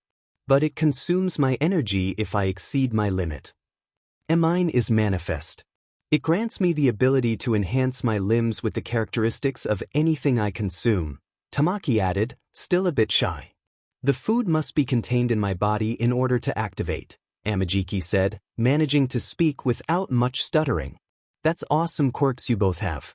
You'll be stronger if you work hard. Maybe you are the strongest in the whole UA, I said with sparkling eyes. Oh well, we are the strongest after all. Why yeah, we are the members of the Big Three, Amajiki replied, showing improvement in his confidence. Wait, if you are the Big Three, then who is the third person? I asked, confused. I thought you'd figure it out. It's Mirio, and he is the strongest among us, Hado said with a proud smile. Whoa, what's his quirk? I can guess it might be phasing through walls or something like that, I speculated. You're pretty close, but his quirk is called permeation. It helps him phase through atoms. He can permeate any atom, but there's a disadvantage. When he activates his quirk, light and air also phase through him, which means he can't hear, see, smell, or even talk, she explained, her tone becoming more serious. But he is improving it slowly. Whoa, that's the coolest quirk I've ever heard about. I exclaimed, my smile wide. Well then, what about you, Midoriya? What is your quirk? Hado asked curiously. I am quirkless, I said bluntly, feeling no fear about potential bullying anymore. Could fight back. Oh, sorry if that's a sensitive question. No problem, Hado. I'm not weak or anything. I can fight for myself, I replied with a smile. Wow, you are an interesting person, Midoriya, Amajiki said, returning my smile. Wow, thank you so much, you too. You don't know how much that means to me, I said, tears streaming down my face. Hey, calm down, Midoriya, Hado said, trying to soothe me. Well, we are here, Midoriya, Hado said, pointing toward a room labeled Support Department. Thank you very much, Hado and Amajiki. I will be grateful to you, I said with a bow. Nah, it's totally fine. Anyway, we have our next class, so bye. Hado said cheerfully, waving at me. Bye, you too. It was nice meeting you, I waved back, feeling a sense of warmth from our interaction. Wow, I never expected to gain so many friends. I think I'm in some kind of fanfiction. Well, if that's the case, then I would love to be the main character. Alarm Level 3 Breach. Fix the wall, Izzy. Miles POV. It's been a year now working on the spider. It took much longer than expected. I thought it would be done in 2 months or a maximum of 7, but I was wrong. 2 months after the experiment began, I started patrolling at night in Mizudafu. This city is pretty huge. I couldn't even remember the closest restroom. From what I remember, where the hell is Pete? He told me he was going to the washroom and still hasn't returned. He also took Izuku away just to find a restroom? I sighed dejectedly. After Pete met Izuku, both became quite troublesome. Pete always uses his charm to his advantage. Just yesterday, he told Izuku to bring at least 5 phone numbers from any girls. The shocking thing is he got 20 phone numbers from girls, women, and even a pro hero known as Mountain Girl. You might be wondering why we are out at 5 p.m., right? Well, we are celebrating our 1K views on this book. We were out to celebrate our experiment's success and Pete becoming quieter. Why does this girl have bandages around her hands? Pete shouted earlier. I followed the sound of his voice and saw both him and Izuku. My blood boiled when I noticed a little girl clinging to Izuku as if her life depended on him. There was a man standing in front of Pete, someone I recognized well. For better understanding, let's rewind a bit. Eri, can you help me a little? Eri smiled. Sure, mister, that's what my... I interrupted. I know, stop. Eri nodded and activated her quirk. 10 to 15 minutes earlier. Peter's POV. Man, where the hell is the bathroom? I came to an alleyway to find one, but there wasn't a single restroom in sight. What is with this place? Suddenly, someone called me from behind. Pete Titsir. I turned around and saw Izuku with a girl who had snow-white hair and horns. I never thought I would see someone cuter than MJ. I swear she was trembling and clinging to Izuku like her life depended on it. What happened, kid? Why are you carrying her like that? Don't tell me you kidnapped her. I yelled, unable to believe that the cinnamon roll would do something like this. I was disappointed. Shut up, she is already scared, and you are scaring her more, Izuku whispered, and I noticed the little girl was crying. It shattered my heart. How could I make someone like her cry? I clenched my heart, filled with regret. Don't worry, mister, I'm not crying because of you, the baby unicorn said. Really? Sigh, that's a relief. But why is the most adorable person ever crying? I saw her flinch at the word, adorable. I am a CC curse. Now that was heartbreaking. I was about to ask her why she said that, but Izuku interrupted. She has been abused and experimented on, Peter. She said she accidentally activated her quirk, and her father disappeared. My heart sank further. The one who was experimenting on her said she is a curse because, due to her, her father died. My blood boiled. Who is that person? I almost cursed but stopped myself. I don't know, but he is following her. When I noticed him, I ran away and found you here. Yeah. Anyway, let's take her to you before he comes here. Just then, a man wearing a bird mask approached us. Excuse me, mister, but can I get my daughter back? The little girl flinched at the sight of him, confirming my suspicions about who he was. You can, but answer my question. Why is her hand covered in bandages? I'm asking again, can you give her back? Why does this girl have bandages around her hands? I yelled, filled with rage. From the corner of my eye, I noticed Miles hiding behind a dustbin. He signed, distract him for a moment, he is a villain. I had learned some sign language from one of his friends who was deaf. I'm asking again, can I get my daughter back? The man repeated, clearly underestimating us. But before any of us could move, he was hit on the neck and knocked out. I turned to see Izuku, looking furious. I had heard from Miles and the staff that you should never anger him, and now I understood why.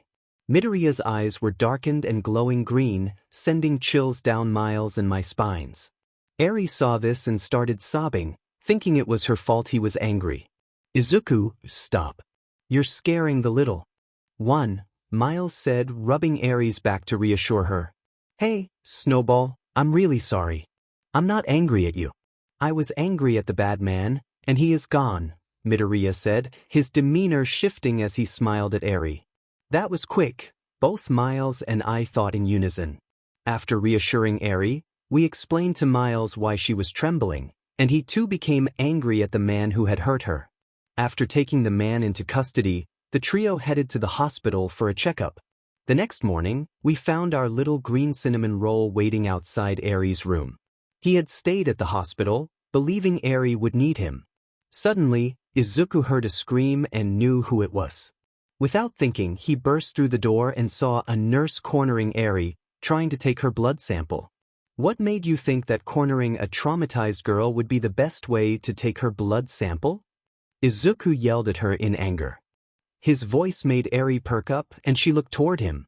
Izuku, she yelled, running to him. Izuku, nearly fainting from the intensity of the moment, crouched down to hug her tightly. I was so scared. I thought the bad persons would come and take me away, she said between sobs. Don't worry, Eri. The bad man is gone, and he can't hurt you anymore. The nurse is just here to take your blood sample for some tests, he explained, glaring at the nurse. Everything is fine because I am here, Izuku declared with his best all-might expression. Eri giggled at his antics, melting the hearts of everyone watching. When the commotion settled, Miles and I arrived at the hospital with some UA staff.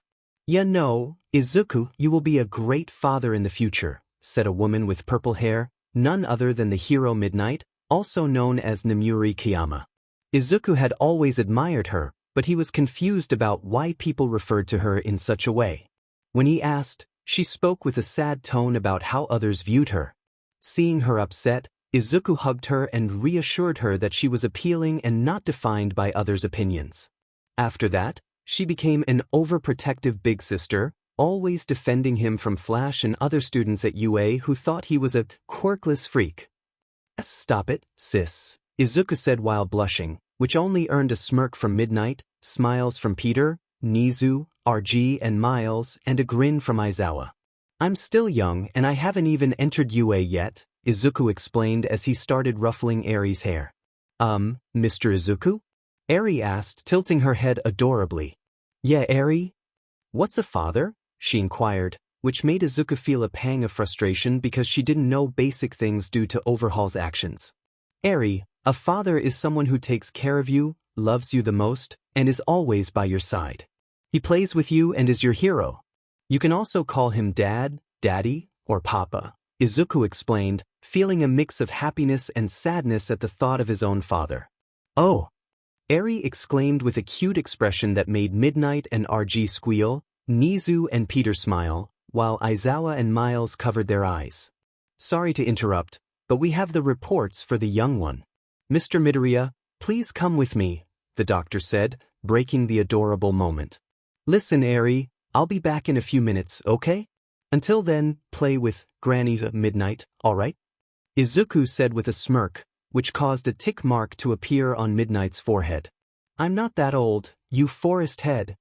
Midnight retorted, but Izuku just smirked. Yeah, whatever. So, Eri, promise me to behave and play with her, and I'll be back in a few minutes, okay? Izuku said, extending his pinky finger towards her. Promise, Eri replied, shaking his pinky with determination. Okay then, bye Eri, Izuku said, waving at her, but what she said next made him freeze. Oh, bye-bye, Dad, Eri said with a wide smile and waved at him. Ahai. Eri's POV. I was sleeping when the nurse came and said, Hello little one, are you okay? Why yeah, I am fine. Where is Dad? I asked, but she gave me a confused look. I'm sorry little one, but who is your father? She asked, clearly confused. His name is Midoriya, I said, and again she looked confused. But little one, he is not your dad, she said, and I felt like crying. Those 5 words hit me hard. I thought he believed I was a curse, just like the bad man said. I started tearing up because I thought he had abandoned me. Sniff did Dad also think Sniff that I am a sea curse, I sobbed, feeling like I didn't belong in this world. I began crying loudly, which alerted the crowd outside. One of them was the unofficial father of this little girl. Izuku burst through the door. He looked around and noticed me crying and hugging my legs. His fatherly instincts kicked in, and he rushed towards me. Hey, Eri, what happened? Why are you crying? Did anyone hurt you? Did you have a nightmare? Are you not feeling well? He asked rapidly. I thought Sniff you left me, and you also think I am a Sniff sea curse, I said between sobs, hugging him tightly. Don't worry, Eri. I will never leave you, and you are not a curse. You are the most adorable thing in this world and the strongest person. You know why? He asked. Why? I replied, calmer than before. Because you are still smiling after what the bad man did to you. You are still not broken down after what he did to you. And know this, people who smile even in the worst moments are the strongest in this world, he said with a smile and determination in his voice. Thank you so much, Dad, I said, now crying tears of happiness. Izuku shook his head, trying to process everything. Eri, why did you call me Dad? Because you said that dads always love you and they always protect you. You also did the same, so that means you are my dad, right? I asked, hope shining in my eyes. But these eyes made him give up. Why, yeah, I am your dad, my princess, he said hesitantly, but happy that he now had a daughter. This caused Eri to smile wide and hug him tightly, though her small hands struggled to wrap around him fully. Yay! I have a dad, and he is the best in this world, she exclaimed, her face beaming with joy. Yeah, and my Snowball is the most adorable daughter in this world, he replied, lifting Eri into the air with the same smile. Unbeknownst to the little family, the crowd outside watched with happiness. RG and Midnight squealed, Peter had happy tears in his eyes, Miles and Aizawa took photos while smiling, and Nizu was busy arranging adoption papers for a 14-year-old teenager. Now, I don't want to interrupt, but Mr. Midoriya and Mr. Nizu, I have something important to discuss, the doctor said, seriousness in his tone but happiness in his heart. Yeah, right, Eri, wait for me, okay? Play with your aunt, I mean Granny Midnight, okay? He said with a grin, which made Midnight frown. What did you say, you forest head? Midnight retorted, but calmed down when she saw Eri adjusting her skirt. Miss Midnight, don't be angry. You are not old, and you are very pretty, Eri said, her innocence making Midnight squeal with delight. Thank you very much, Eri. You are also very cute and adorable, she said, hugging Eri and rubbing her cheeks against hers. This made Eri giggle, and others smiled, seeing her overcome her past. Izuku left the room and followed the doctor into his office. So, what is it you want to talk about, Mr. Sato? Nizu asked while climbing onto Izuku's shoulder. It's nothing to worry about, actually it's good news, the doctor said with a reassuring smile. Yeah, so what is it? Izuku asked, curious and relieved that nothing was wrong. First, Eri is fine but malnourished due to the villains not providing her with proper food. Second, she will be discharged tomorrow after the paperwork is done. The first part made Izuku mad, but he calmed down upon hearing that she could go home soon. That's good, doctor. But I want to ask about her quirk. How does it work? Nizu inquired, his voice serious yet friendly. It's a pretty strong quirk. You see, her quirk is Rewind, which helps her store energy in her horn and release it when she wants to. It's an emitter and mutation quirk due to her horn, but the activation is a mystery, the doctor explained, handing the report to Nizu. I think she will be able to control it with proper training, the doctor continued, and Izuku sighed in relief. Well, that's cool. Now, Midoriya, follow me, Nizu said, and Izuku walked out of the office to a balcony where Nizu addressed him seriously. Are you willing to adopt her? Nizu asked. Yeah, I will adopt her. I'll do anything to make sure she is okay and lives a happy life. I will not let her past decide her future, he said with determination in his eyes. Well then take this. Nizu produced adoption papers seemingly out of nowhere. Nizu, how did you do that? It's creeping me out, Izuku said. I have my secrets and you'll get used to it. Now, sign this, Nizu insisted, producing a pen from thin air. And done. Thank you very much, Nizu. Now I can take my Snowball home. Wait a second, how am I going to explain this to my... Izuku shouted, starting to mutter about the possibilities of how his mother would react. That's for you to think about and for me to watch, Nizu said, laughing while sipping tea that he also produced from nowhere. Traitor! Izuku yelled, but Nizu had vanished. Sai, how would she react to this? Izuku thought, pondering whether to tell her directly. Geez, stop it already, everything will be fine, Carnage said, emerging from Peter's shoulder. Yep, it'll be fine.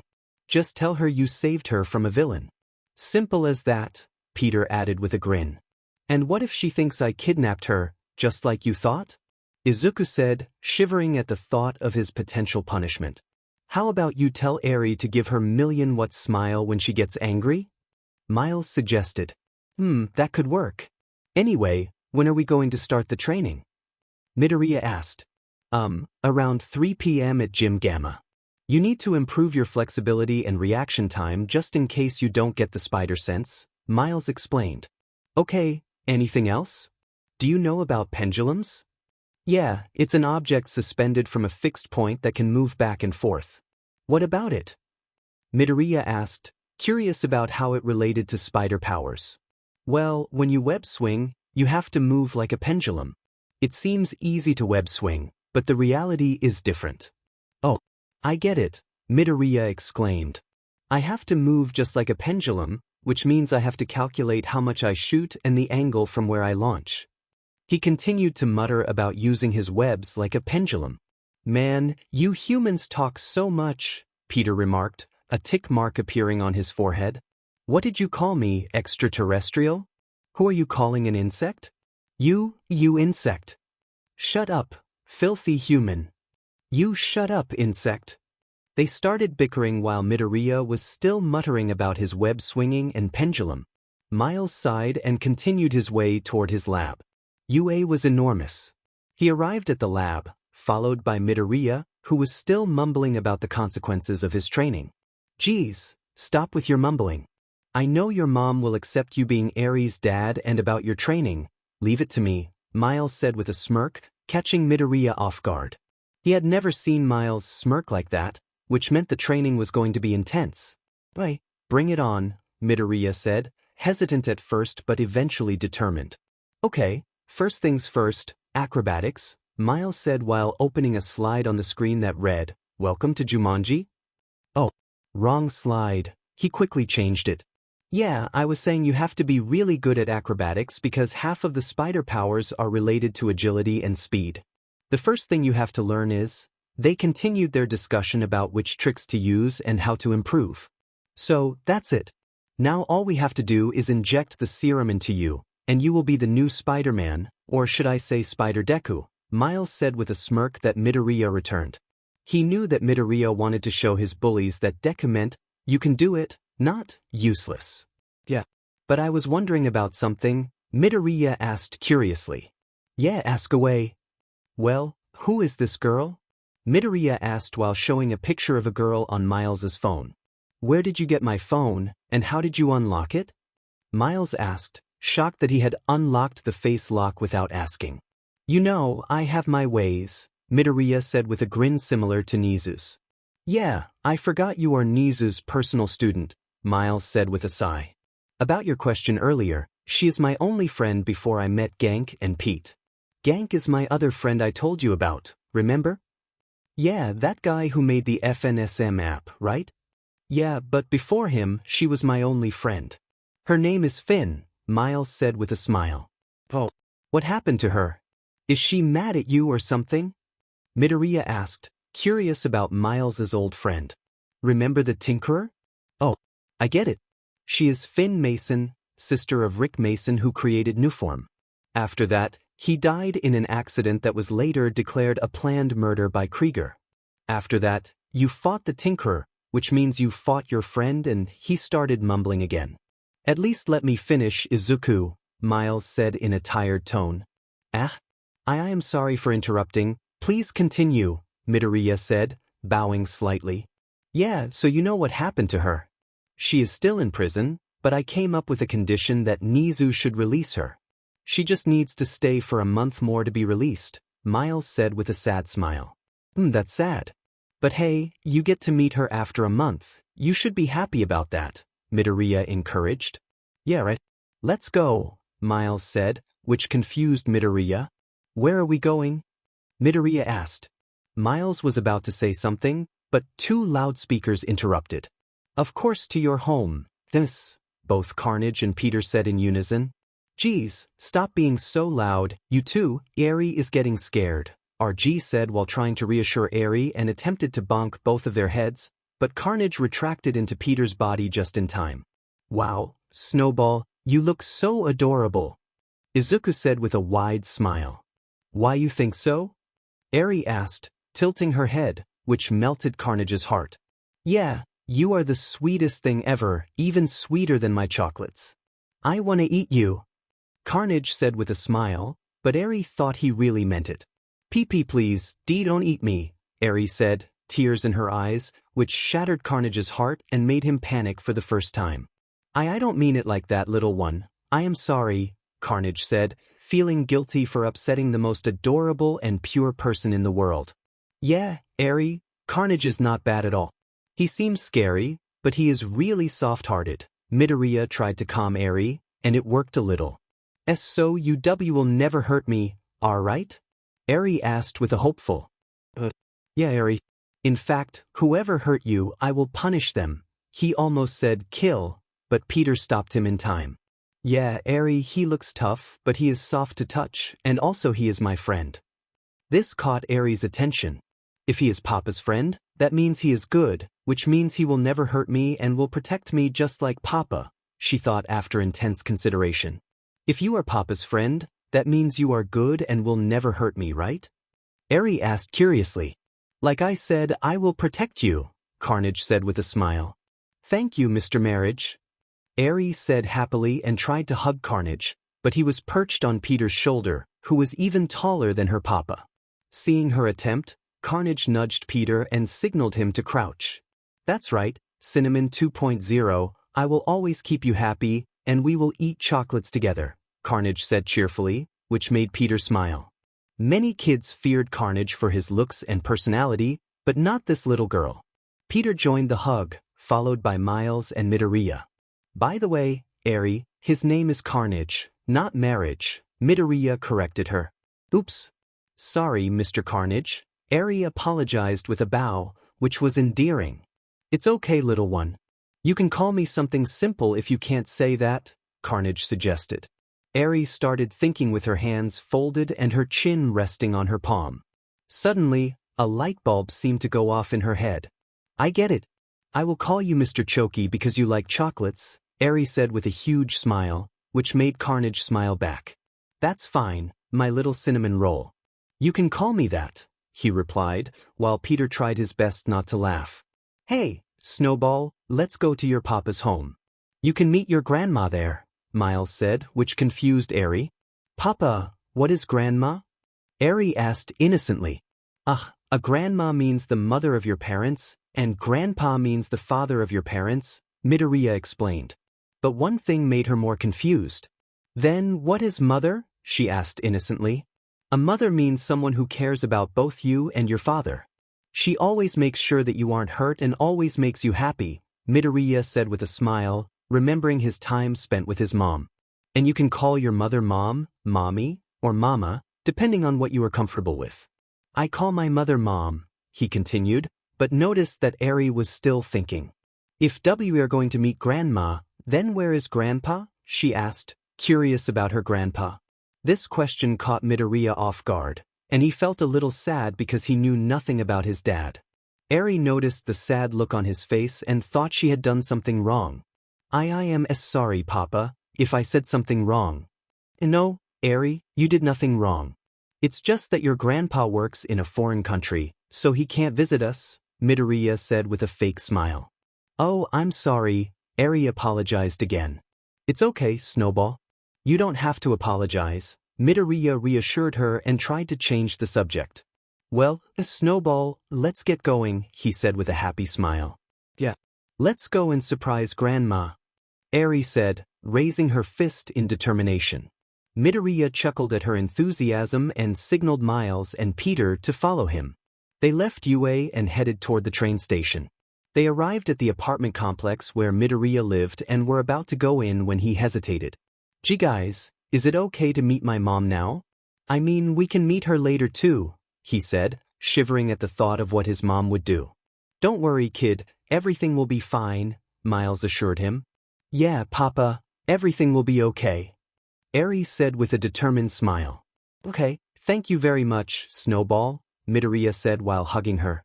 You know, I also gave some advice, Peter said with a deadpan look. Why yeah, thank you too, Midoriya replied. Well then, let's get going, Miles said, and they entered the apartment. They reached the second floor and found a door with a nameplate that read, Welcome to Midoriya's home. Midoriya knocked a few times and heard a small coming from the other side. When the door opened, it revealed a short woman with green hair and a chubby figure. This was Inko Midoriya, the mother of Izuku Midoriya. Izuku, how are you? You were gone for more than a week and now you are showing up. What happened in these weeks? Did you get hurt? Who are these people? She asked multiple questions in quick succession, and the three of them thought one thing. This is where he got his mumbling habit. Mom, at least let us come in, Midoriya said with a sweat drop at his mother's antics. Hi, bed. Please come in, Inko invited Peter and Miles, not noticing the little girl yet. So, Izuku, did you want to say something? Inko asked, noticing that Izuku was fidgeting with his fingers. Well, why, Mom, I want you to meet someone, Izuku said a little hesitantly. Yeah, who is it? Well, Eri, introduce yourself. This made Inko a little confused about who he was mentioning. Suddenly, a white blur tackled Inko, shocking everyone. Grandma! Eri exclaimed happily, wrapping her small arms around Inko. Mom, let me explain, Izuku said. After a brief explanation, Inko understood the situation and couldn't help but smile at her adorable granddaughter. My little grandbaby! Inko squealed, hugging Eri, who giggled in response. My grandma! Eri said, returning the embrace, bringing smiles to everyone in the room. She is so adorable, Izuku. I want to spoil her so much. Inko said, still holding Eri close. Yeah, I know she's adorable because she's my daughter, Izuku replied, pride swelling in his chest. Giggle, yeah, Papa is the best. By the way, Izuku, did you tell them about this? Inko asked, earning a confused look from him. Tell whom, Mom? Izuku said, instantly regretting his words as he felt a cold glare directed at him. Tell whom, huh? A voice said, laced with anger. Chills ran down Izuku's spine as he turned to see Kyukujire with her arms crossed, Mineta face-palming, and Yanagi wearing a smug expression. You forgot about your best friend, huh, Mr. Midoriya? Kyuka asked, her voice sharp. It was a few months after Midoriya started his training with Miles and Peter. Both were similar in their approach, but Miles was tougher as Peter always emphasized his ideology of making puns during battles to distract enemies. Midoriya was currently on an intense mission assigned by Peter. A single mistake could be fatal. This mission was dubbed Phone Jammer, which meant he had to collect as many phone numbers from ladies as possible. What the hell is wrong with you, brat? You are corrupting the cinnamon roll with these missions. RG's roar echoed through the corridors of UA. What the hell is wrong with him? Sorry, Peter muttered, his voice barely audible as he trembled, not from RG, but from the presence of the lady behind him, Mary Jane, the wife of Spider-Man. Would you mind explaining this, Peter? She asked calmly, though only Peter and Miles understood the gravity of the situation. You see, he's pretty dense in these types of things, and it's important for him to learn about them. That's why I gave him that mission, Peter stammered, still shaken by MJ's aura. And why did you give your phone to him for this mission? MJ pressed, causing Peter to sweat profusely. Run away! Peter shouted, bolting with all his might as MJ chased after him, ready to confront him. Miles sighed, thinking, every day with the former friendly neighborhood Spider-Man. By the way, RG, where is Izuku? Oh, he has his last day of school today, so he's probably there, RG said, uncertain. Last time, Izuku and his friends had skipped school to catch a group of robbers who were using heroes' masks to defame them. Yeah, today he would get his powers after all, since it takes at least 10 months to adjust to them, Miles said seriously. The serum they were working on was injected into a spider first. Peter insisted it was a ritual to be bitten by a spider to gain powers. Man, I don't get why Pete wants to transfer it to him through a spider. It would be a lot easier to inject it directly, Miles said, frustrated with Peter's ritual idea. I know, that brat is really troublesome. And his companion is just like him, RG replied with a sigh. By the way, you should finish your remaining work on your spider. You know, the finishing touches, RG suggested to Miles, who suddenly remembered his most important task of the day. I forgot to pick Finn up from the airport. She'll be arriving in 30 minutes. What should I do? Miles cried, realizing he had forgotten to pick up his friend. Sigh, you are Spider-Man, Sonny. You can just swing over to the airport, RG said, exasperated. Yeah, right. Thank you so much, I'm grateful to you. See ya, Miles said, bowing before jumping out of the window. RG smiled softly as he watched Miles leave. At Alder Middle School, Muzutafu, Izuku's POV. I was in class, eagerly waiting for the bell to ring. I couldn't wait to try the new powers I would receive today. It was the last day of middle school for me and Mineta, who were in the same class this year. The teacher was speaking, trying his best not to let anyone peek at the girls, knowing the consequences that would follow. The teacher entered the classroom carrying a stack of papers. Hello students, as you all know, today is your last day of school. We will be discussing your futures and the high schools you want to attend. Mr. Bakugo is aiming for UA, I see, the teacher said with a forced smile. The class began murmuring about UA's low acceptance rate. Yeah, I'm the only one who can get into UA and I'll show the world who is the strongest and even surpass All Might, Bakugo declared, standing on his bench with arrogance. Mr. Bakugo, we know you are a great student, but please sit down, the teacher said, a hint of agitation in his voice. He was aware of Bakugo's past bullying and felt a connection with Midoriya, who was quirkless. Mr. Midoriya is also going to UA. Well, good luck, Midoriya. I hope you can be a great hero, the teacher said, genuinely smiling. Thank you, Midoriya started, but was cut off by laughter from the class. Do you really think you can get into UA without a quirk? Someone scoffed. I mean, he is strong, but it's impossible for a quirkless person to enter UA. Before the teacher could intervene, Bakugo's desk was blown away, and Midoriya narrowly dodged the debris. What do you think you're doing, D? You're not a match for me. You'll fail the entrance exam, so just go home and cry. Bakugo shouted, crossing a line. Mineta, knowing the consequences of speaking about someone's mother, glanced nervously at Midoriya, who wore a menacing grin. So, how do you want to die? Midoriya asked, his voice dripping with malice. What the hell was that? Bakugo began, but before he could finish, Midoriya punched him, sending him flying back. The class was shocked, and the teacher was particularly alarmed. He admired Midoriya's drive to be a hero, but this was not the boy he knew. And Midoriya, stop. You'll face consequences even if it's not your fault, the teacher warned, panic rising in him. Whatever you say, Mr. Hanagaki, Midoriya replied, calmer than before. But listen everyone, if you ever speak about my mom again, I'll make you regret it. I'm not joking. Okay, now this is settled. Please escort Bakugo to the infirmary, Mr. Takashi, the teacher instructed. Yes, sir. Takashi replied. Now that the matter is clear, let's continue with the discussion, Mr. Hanagaki said, glancing at Midoriya. It was the end of the school day, marking the end of middle school. I was walking with my Mineta when someone called me from behind. Hey, Midoriya. I turned to see Mr. Hanagaki. Stop for a minute, I need to talk to you about something important, privately, he said seriously. Hey, sir. Mineta, go ahead, I'll see you tomorrow.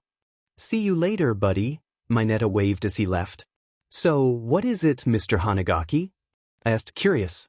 Maybe you won't believe it, but I was a time leaper. After Quirks came into this world, nothing surprises me, I replied bluntly. Right, but what I mean is, he paused, clasping his hands and tearing up. Please, never get lost in the darkness of rage like you did in class. My friend was just like you, and he abandoned us to help himself. When I went back to try to change him, he nearly killed me and our other friends, Mr. Hanagaki said, bowing and crying. Can I ask who your friend was? I inquired, intrigued. You know about the delinquents and gangs of Tokyo? Not much, but I remember a gang called Tokyo Manji Gang, or SHAN, for short, I said, starting to piece things together. Then you know there were 2 generations of the gang. Yeah, what about that? I was the captain of the 2nd generation. I led them to stop the 1st generation leader, Manjiro Sano, or Mikey as everyone calls him. I realized then that the battle between Toman and another gang was one of the biggest fights ever, and I had heard their leader was quirkless. Oh, so you were part of that battle? Yes, but you must not let your rage get the best of you, he cautioned. I'm sorry, Mr. Hanagaki. I realize now that I made a mistake. Just remember, don't let your anger interfere with your goal of becoming a hero. Now go and start preparing for you, he said, wiping his tears and smiling at me. Yeah, I will remember that, Mr. Hanagaki. And I will not make the same mistake your friend did, I said with determination. Izuku's POV. I was on my way home when Bakugo's lackeys cornered me in a nearby alleyway where Bakugo was waiting. I couldn't believe he was once my friend. So you're here. We aren't done with the UA thing. Do you still want to go to UA? Bakugo asked, his tone serious but laced with disdain. Yep, more than anything. Now will you leave me alone? I replied bluntly. Okay then, here's a deal. Do you want a quirk? Bakugo asked, still serious. This surprised me. I thought he might be apologizing, but I was wrong. Yeah, how do I get it? Nothing. Just take a swan dive off the roof and pray you get a quirk in your next life. His words shattered my heart, and I lost every bit of respect for him. I was angry, but mostly I felt sadness. How could a friend say something like that? After that, Bakugo and his lackeys left me alone in the alley. I felt so sad that I broke down and cried. Even though I was getting powers today, I still felt unworthy of them. I pushed those thoughts aside and continued my way to UA. I never thought he would go this far. We were friends after all. When I arrived at UA, everything seemed normal. Peter and Carnage were being scolded by RG, Nizu and Miles were playing chess, while Eri was playing with Big Sis. Eri and I stayed at UA due to security issues. Eri noticed me and ran faster than Ingenium could ever run, tackling me with a hug. Papa, I missed you so much. Auntie Midnight taught me how to make my hair in a ponytail, and Uncle Niza gave me a book about how. Never mind. I felt proud of my little girl. She had learned to talk so quickly. Wait a second. How to blackmail others? I exclaimed. Mr. View, who teaches a little girl how to blackmail others? But he just chuckled and continued his chess match with Miles. Listen, Snowball, you should never blackmail others. It's bad, okay? If Papa says it's bad, then I will never do that, she replied with determination, which was adorable. Welcome back, Dad, Big Sis said with a playful grin. Yeah, thanks, Grandma, I shot back, mirroring her grin. Who are you calling Grandma, brat? You, Grandma, I teased, but she bonked me on the head. This is for calling me Grandma, you brat. I'm still 18 at heart, she pouted. Don't worry, Auntie Midnight, you are not a grandma, you are the cutest person in the world, I said, smiling at her. Eri beamed at me and Big Sis squealed, you are so cute, Eri-chan, while hugging her and rubbing their cheeks together. I couldn't help but smile, glad to see Eri overcoming her past and smiling again. Suddenly, Nizu's laughter echoed through the hall, and I noticed Miles hitting his head on the table. Here, Miles said, looking frustrated as he handed 3,000 yen to Nizu. Why would you bet against the most intelligent person in the world at chess? Miles caught my eye and gave me a look that said, stop laughing or you'll regret it. I sighed and walked over to him. So, how was the final day of your school? He asked bluntly. Nothing much, but something interesting happened, I replied. What? When I was leaving school, I met the former second-generation Manji gang leader, who's actually a teacher at our school. Then Bakugo came and said that if I wanted a quirk, I should take a swan dive off the roof and wish for a quirk in my next life. Silence filled the room. I noticed Miles' hands were sparking with electricity, Big Sis looked furious, and Nizu was on the phone. Hello, this is Nizu, principal of UA High. I need to know about a school known as Aldra Middle School. I want to find evidence of bullying happening there. Don't worry, I recorded the fun your officers were having. Okay, I'll call you later. Who was that, Mr. Nizu, and why do you want to know about the bullying? I asked, confused. Simple. Nobody can bully the successor of Nizu, and you are the first friend I ever had. I was on the verge of tears, and then I broke down. Thank you so much, Nizu. I never thought you cared so much about me, I exclaimed, tears flooding the room. I noticed Eri had run to Nizu and hugged his leg. Thank you, fuzzy man. You are so kind to Papa. Thank you very much, Eri said, her eyes shining with tears of joy. Nizu was caught off guard by this but maintained his posture and smiled at her. No problem, Eri. Your papa is my friend and successor, he whispered the last part, but I heard it. Nizu and his ambitions. Anyways, Izuku, today you will get your quirk, and for that, we need to go to the lab. So, follow me, Miles said, and I followed him to the lab. Don't forget about us, Peter and Carnage shouted in unison. Izuku's POV, Hero Association Building, Muzutafu. Now I am ready to be the greatest hero the world has ever seen. I was on top of the Hero Association building, and you may think, why? Because I never thought that being Spider-Man would mean dealing with this height. You may not know it, but I'm acrophobic. Yeah, the person who wanted to become the next Spider-Man fears heights. How am I supposed to do this? Suddenly, many things flashed in front of my eyes, from my appointment with the doctor to the time I met Miles. That's all it is, Izuku, a leap of faith, I remembered Peter and Miles saying. A leap of faith, I thought, and jumped from the building. I underestimated the height of this building, it's huge. While I was falling, I panicked, thinking I would die. But I remembered every single word everyone had said to me. I'm sorry, ma'am, but your son is quirkless. Don't try to be a hero, you quirkless nerd. I'm sorry, Izuku, I wish things could be different. You can be a hero because you are our hero. It's responsibility, because with great power comes great responsibility. That's all it is, Izuku, a leap of faith. Now I was pumped up.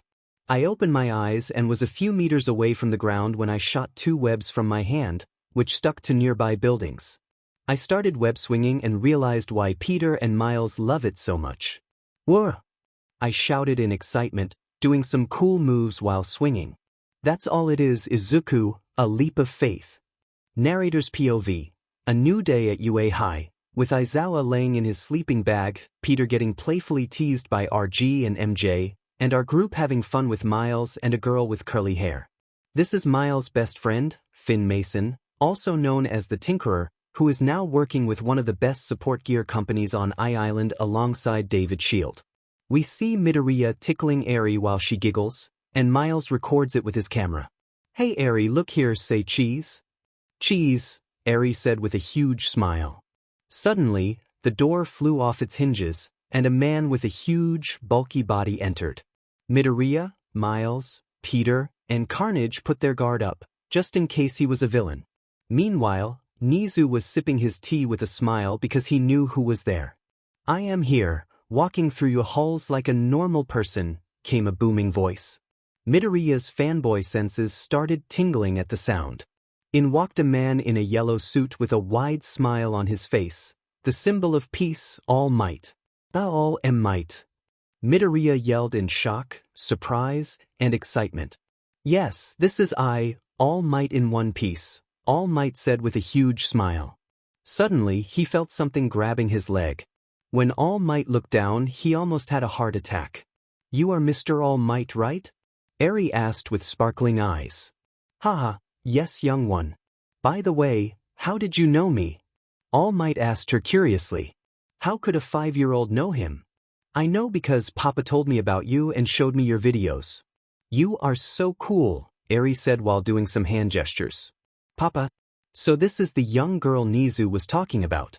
That means her, Papa, could be my possible successor, All Might thought, analyzing the room but stopping at 2 certain fanboys. Peter and Midoriya were both freaking out because their idol was standing in front of them. All Might, do you remember me? I am Peter Parker, aka Spider-Man, whom you saved that day during the battle. I couldn't introduce myself then because I wanted to keep my identity a secret, but now I can because you saw my face that day, Peter said, fully in fanboy mode. All Might, came the voice of our green-haired friend, who was trying his best not to stutter. I assume you are the father of this young lady here, right? All Might said, pointing toward Eri, who was still hugging his leg. Yeah, it's nice to meet you, All Might. I never thought I could meet my idol someday, but now that I have, I am super happy. I am your fan from when I was 5, he muttered, overwhelmed. Ahem. Young Midoriya, I like your spirit, but can I talk to you in private? All Might asked, gesturing toward another room. Wah, sure, Midoriya yelled, still stuttering. Izuku's POV, I couldn't believe it. The symbol of peace himself told me about his quirk and how he has an arch-nemesis. But wait, why would he?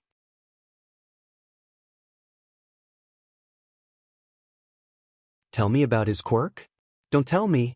So, young Midoriya, would you like to inherit my quirk and be the next one to carry this torch and become the symbol of peace? All Might asked with a serious tone. What should I do? I can't take a quirk because of my responsibility, and if I take it, I'll have to suffer a huge drawback of losing both quirks. Okay then, here goes nothing, Midoriya thought before saying, I'm sorry, All Might. I know you think I'm worthy of this torch, but no. I can't. I already have a big responsibility on me, and I don't want to endanger both of them. I said this with a sad tone but with determination. It's okay, young Midoriya. I know that you were discriminated against due to being quirkless. But know this, young Midoriya, you too can become a hero, All Might said with a smile on his face. After hearing this, I started crying tears of joy. Narrator's POV. Now, it's evening, and our small Midoriya family is returning home with Eri holding Izuku's hand and munching on her candy apple. Suddenly, a huge explosion went off, startling Eri. Papa, what was that? Eri said, frightened. Don't worry, Eri, it was just an explosion, probably from a villain attack, Izuku reassured her. Villains? Yeah, Eri, let's go and see what's the commotion, okay? Okay, Eri said, nodding weakly. When our family reached the source of the commotion, Izuku's eyes widened. There was a villain with a slime quirk rampaging around with a hostage. Or two. When Izuku looked closer, he was shocked to see his childhood friend and his childhood bully trapped in the grasp of the sludge villain. No, Momo and Kaken. No way. Wait, why are the heroes just standing there and watching? Izuku thought while looking towards the heroes. I can't do this, damn it. My quirk isn't suitable for a situation like this, said the power hero, Death Arms. Why did he say that? His strength enhancer could be useful. No time to waste, I have to do something. Snowball, could you please wait here for a sec? Papa will go and beat the bad person, okay? Izuku whispered to Eri. Okay, Papa. Beat that bad man and teach him not to be bad. Eri said, happy to see her Papa in action. Izuku smiled and jumped into an alleyway. He quickly pulled out a mask from his pocket and placed it on his face. He jumped onto a building beside where the villain was rampaging. But when he was on top, he realized something. No, I can't go and fight with the power I just got. I don't even have control over my webs, and the speed is too much for me. What should I do? He jumped down, took off his mask, and started running before he could think. Don't worry, Momo and Kaken, I'll save you even if I can't use my quirk now. I'll do anything for my friends. Even you bullied me, Kaken. I know you were just misguided, I'll save you. Leave them alone, you slimy man, or you will regret it, Izuku said, standing in front of the villain with fire in his eyes. Or what would you do, kid? Playing hero, huh? The villain mocked. Before anyone could react, Izuku pet his arm back and, with full force, punched the villain, still without his quirk, catching the villain off guard. Meanwhile, Izuku pulled both Kaken and Momo, who was unconscious, away from danger. Why did you try to save me? Kaken asked weakly. Because we are friends, right?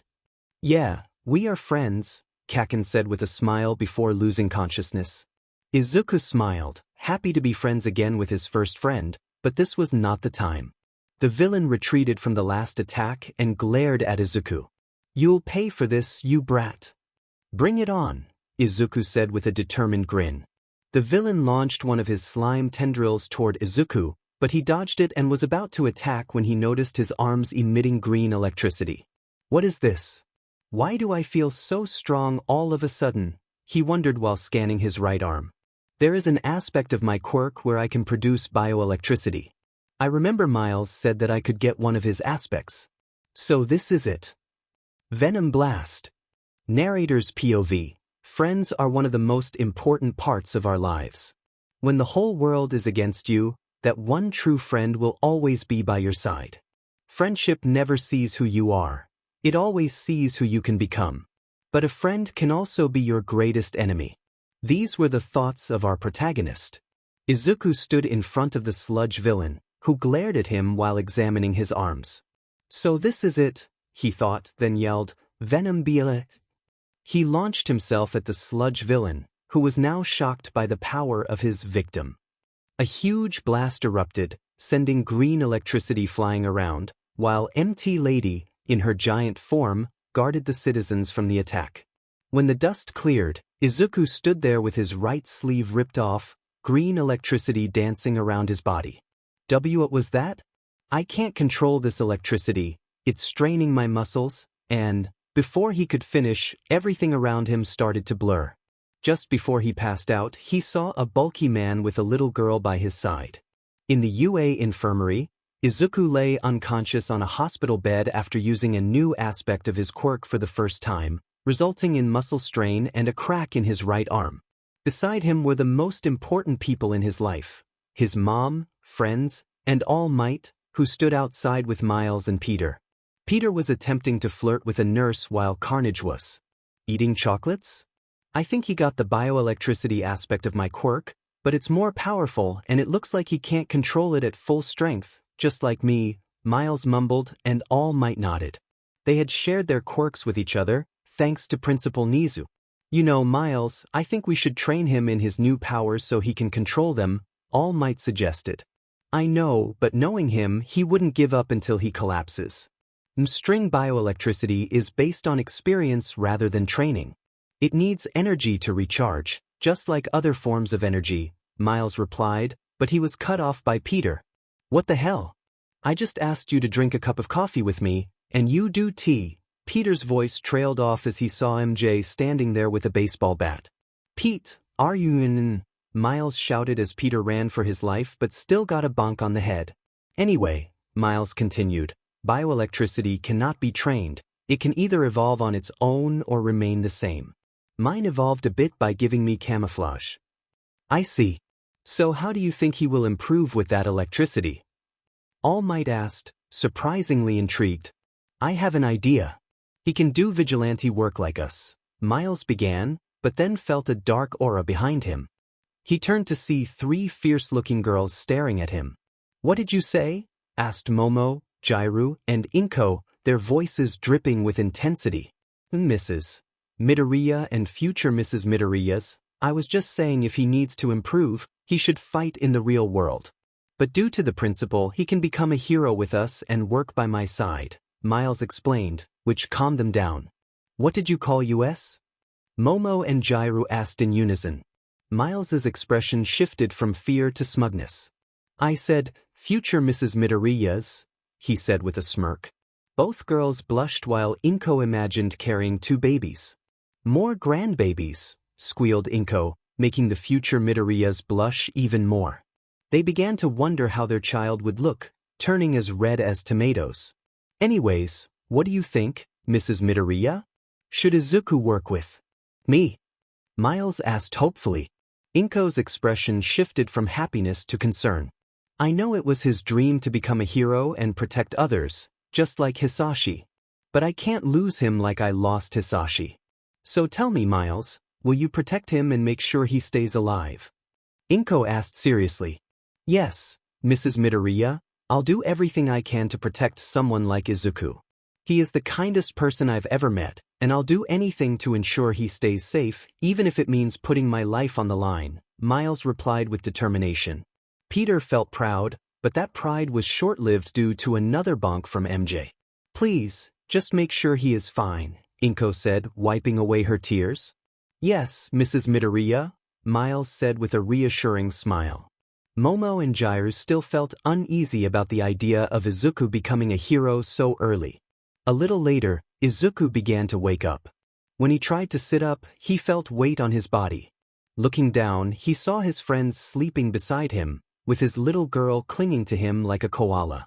He smiled at the sight but blushed when he heard his friends mumbling in their dreams. Sleeping Izuku. Please be gentle. No, Aizu, not there, I'm sensitive, both Jairu and Momo mumbled in their sleep. Izuku's face turned so red that even a tomato would be ashamed.